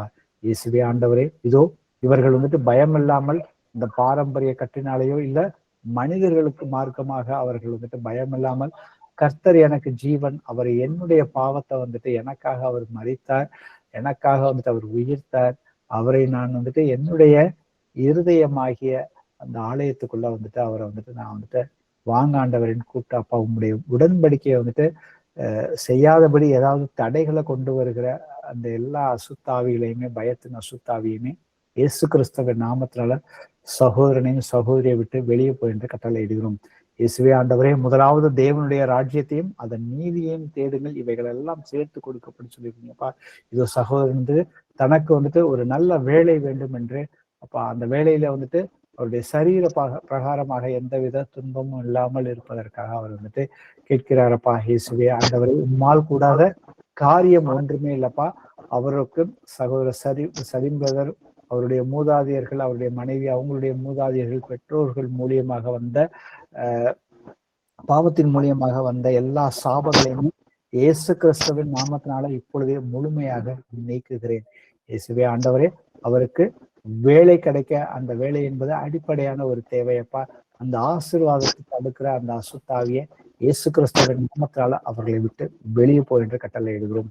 இயேசுவே ஆண்டவரே, அப்பா உண்மை அண்டி இருப்பவர்களுக்கு எல்லா காரியங்களையும் நீங்க வந்துட்டு சம்பூர்வமா கொடுக்குறேன்னு சொல்லி நீங்க வந்துட்டு வாக்குத்தத்தம் பண்ணி கொடுத்துருக்கீங்கப்பா. அந்த வார்த்தையின்படி சகோதரனுக்கு வேலை கிடைத்து விட்டது என்பதை நாங்கள் அறிக்கை செய்து இயேசு கிறிஸ்துவின் நாமத்தினால அவருடைய சரீரத்துல வந்துட்டு அந்த இருதயத்துல வலியையோ பலவீனத்தை கொண்டு வருகிற அசுத்தாவிய இயேசு கிறிஸ்துவின் நாமத்தினால அவருடைய மன ஐயங்களையும் இயேசு கிறிஸ்துவின் நாமத்தினால வெளியே போய் என்று கட்டளை இடுகிறோம்.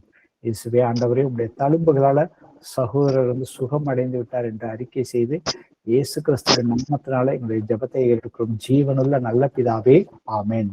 ஆமென். Praise lord brother. Praise lord sister. வேற யாருக்கும் ப்ரேயர் ரெக்வெஸ்ட் ஏதாவது இருந்துச்சுன்னா சொல்லுங்க. அப்படி இல்லைன்னா இதோட Praise Lord, brother. Praise lord sister. Brother இங்க திருவண்ணாமலையில இருக்கேன் பிரதர் நானு. சொல்லுங்க. என் கூட ஒர்க் பண்ற ஒரு சிஸ்டர், அவங்க ஹிந்து தான் பிரதர். அவங்களுக்கு ஏசப்பாவோட சத்தியத்தை சொல்லி இருக்கிறேன் நானு. ம்ஹும். அவங்களுக்கு வந்து எப்பயுமே எனக்காக ப்ரே பண்ணிக்கோங்க, ப்ரே பண்ணிக்கோங்கன்னு சொல்லுவாங்க. அடிக்கடி சொல்லுவாங்க. இப்ப என்னாச்சுன்னா, திடீர்னு அவங்களுக்கு ஆல்ரெடி சுகர் இருந்தது. இப்போ திடீர்னு பார்த்தீங்கன்னா, சுகர் இன்க்ரீஸ் ஆயிட்டு, ஒரு மாரி கிடினஸ் ஆயிட்டு, செஸ்ட் பெயின்லாம் வந்துருச்சு ஒரு 4 டேஸ்க்கு முன்னாடி அப்படின்னு சொன்னாங்க. எனக்கு தெரியாதுங்க பிரதர். இன்னைக்கு ஈவினிங் தான் எனக்கு கால் பண்ணி சொன்னாங்க. எனக்காக ப்ரே பண்ணிக்கோங்க சிஸ்டர் அப்படின்னு சொல்லிட்டு. இப்போ நான் ம்ஹும். சத்தியத்த சொல்லி, நீங்க விசுவாசத்தோட ஏசப்பாட்ட நீங்களும் கேளுங்க சிஸ்டர். இதுதான் சத்தியம் அப்படின்னு சொல்லிட்டு அவங்களுக்கு நான் சத்தியத்த சொல்லியிருக்கேன் பிரதர். நானும் ப்ரே ம்ஹும். பண்ணிக்கிறேன்னு சொல்லியிருக்கேன். அவங்களுக்கு சுகர் நார்மலா ஆகணும். அவங்க சுகர் நார்மல் ஆச்சுன்னா, ஆட்டோமேட்டிக்கா கண்டிப்பா அவங்க வந்து ஆண்டவருக்குள்ள வந்துருவாங்க பிரதர். ம்ஹும். அவங்களுக்காக ப்ரே பண்ணிக்கலாம். அ அது ஒரு மாதிரி அவங்களுக்கு ஒரு மாரி பைத்தியம் பிடிச்ச மாரி அப்படி இப்படி ஓட ஆரம்பிச்சுட்டேன் நானு. அந்த அந்த அளவுக்கு நான் போயிட்டேன். அப்படின்ற மாதிரி ம்ஹும். அவங்க சொன்னாங்க. அவங்களுக்காக பிரேயர் பண்ணிக்கலாம். அவங்க பேரு ஷீலாங்க பிரதர். ஸ்ரீராமா. சரிங்க சிஸ்டர். ஷீலா. எங்கள் கர்த்தராகிய இயேசுவை உம்மை போற்றுகிறோம், உம்மை வாழ்த்துகிறோம், உம்மை ஆராதிக்கின்றோம். அப்பா, இந்த ராஜ்யத்தினுடைய சுவிசேஷத்தை சகோதரி வந்துட்டு அந்த ஷீலாங்கிற சிஸ்டருக்கு வந்துட்டு சொல்லியிருக்கிறாங்கப்பா. அவங்கள இயேசுவின் நாமத்தினால ஆசீர்வதிக்கிறோம் அப்பா. அந்த அந்த கடுகு விதையானது சிறியதாக இருக்கும் பொழுது அது வந்துட்டு அது வளர்ந்து பெரிய மரமானதுப்பா. அது போல வந்துட்டு அவர்களுக்குள்ளாக வந்துட்டு அந்த சத்திய சுவிசேஷம் வந்துட்டு விதைக்கப்பட்டிருக்குதப்பா. அப்ப அந்த சத்திய சுவிசேஷத்தை அவர்கள் வந்துட்டு ஏற்றுக்கொள்ளாதபடி வந்துட்டு அந்த பறவைகள் வந்துட்டு அந்த சாத்தானான வந்துட்டு கொத்தி செல்கிறானப்பா. அதை நாங்கள் வந்துட்டு அந்த அசுத்த ஆவியை வந்துட்டு பிசாசானவனை இயேசு கிறிஸ்துவின் நாமத்தினால அவங்கள சுவிசேஷத்தை முழுமையாக நம்ப விடாம அந்த பயத்தை அவர்களுக்குள்ளாக கொண்டு வந்து அந்த பயத்தின் மூலியமாக சர்க்கரை நோய் மற்றும் இருதய நோய் அவர்களை வந்துட்டு அலைக்கழிக்கிற வைக்கிற அந்த அசுத்தாவிய இயேசு கிறிஸ்துவின் நாமத்தினால இப்பொழுதே முழுமையாக சகோதரி ஷீலாவை விட்டு வெளியே வா என்று கட்டளை இடுகிறோம். இயேசு கிறிஸ்துவின் நாமத்தினால அவர்களுக்கு குடும்பத்தார் பாரம்பரியத்தின் மூலியமாகவோ அவங்க குடும்பத்தார் விக்கிரக ஆராதனையின் மூலியமாக பெற்றோர்கள் மூலியமாக வந்த எல்லா பாவங்களையுமே கணவர் வழியாக ஏதாவது பாவங்கள் வந்திருந்தாலும் அந்த எல்லா சாபங்களையுமே இயேசு கிறிஸ்துவின் நாமத்தினால சகோதரியை விட்டு இப்பொழுதே முழுமையாக நீக்குகிறேன். நீங்க இசப்பா நீங்க வந்து அவர்களுக்காக சகோதரிக்காக ஏற்கனவே சிலுவையில அவங்களுடைய எல்லா சாபங்களையுமே வந்துட்டு சுமர்ந்து தீர்த்துட்டீங்கப்பா. இனி அவர்களுக்கு இயேசுவின் நாமத்தினால பரிபூர்ண விடுதலையை வந்துட்டு இப்பொழுதே வந்துட்டு கட்டளை இடுகிறேன். இயேசுவே ஜீவன் உள்ளவரே, உம்முடைய தழும்புகளால சகோதரி பரிபூர்ணமாக சுகம் அடைந்து விட்டார்கள். அவர்கள் சரீரத்துக்குள்ளாக அவங்க இரத்தத்துக்குள்ளாக கலந்திருக்கிற எல்லா சக்கர வியாதிகளும் வந்துட்டு முழுமையாக அவர்களை விட்டு நீங்கி விட்டது என்று நாங்கள் அறிக்கை செய்து ஒரு சபையாக அப்பா எங்க 2 3 கூடி ஒரு காரியத்துக்காக ஜெபம் பண்ணுவாங்களா அந்த காரியத்தை நீங்க வாய்க்க பண்றேன்னு சொல்லியிருக்கீங்கப்பா. அப்பா இந்த நாங்க வந்துட்டு அந்த அவங்க ஹிந்துவாக இருந்து சுவிசேஷத்தை கேட்டிருக்காங்கப்பா. அதை வந்துட்டு முழுமையாக அவங்களுக்கு வந்து அந்த முழு தைரியத்தை கொடுத்து அதை வந்து முழுமையாக பிடித்து கொள்வதற்கு அப்பா நீங்க அவர்களுக்கு உதவி செய்து அவர்களோட இருந்து நீங்க கிரியை செய்ய போற கிருபைக்காக உமக்கு நன்றி செலுத்தி இயேசு கிறிஸ்துவின் நாமத்தினால எங்களுடைய எல்லா ஜெபத்தையும் ஏற்றுக்கொள்ளும் ஜீவனுள்ள நல்ல பிதாவே, ஆமென். ஆமென். தேங்க் யூ ஆமென். பிரதர். வேற எதுவும் ப்ரேயர் ரெக்வஸ்ட் வேணாக்க இதோட பைபிள் ஸ்டடியை நிறைவு செய்யணும். Praise lord brothers and sister.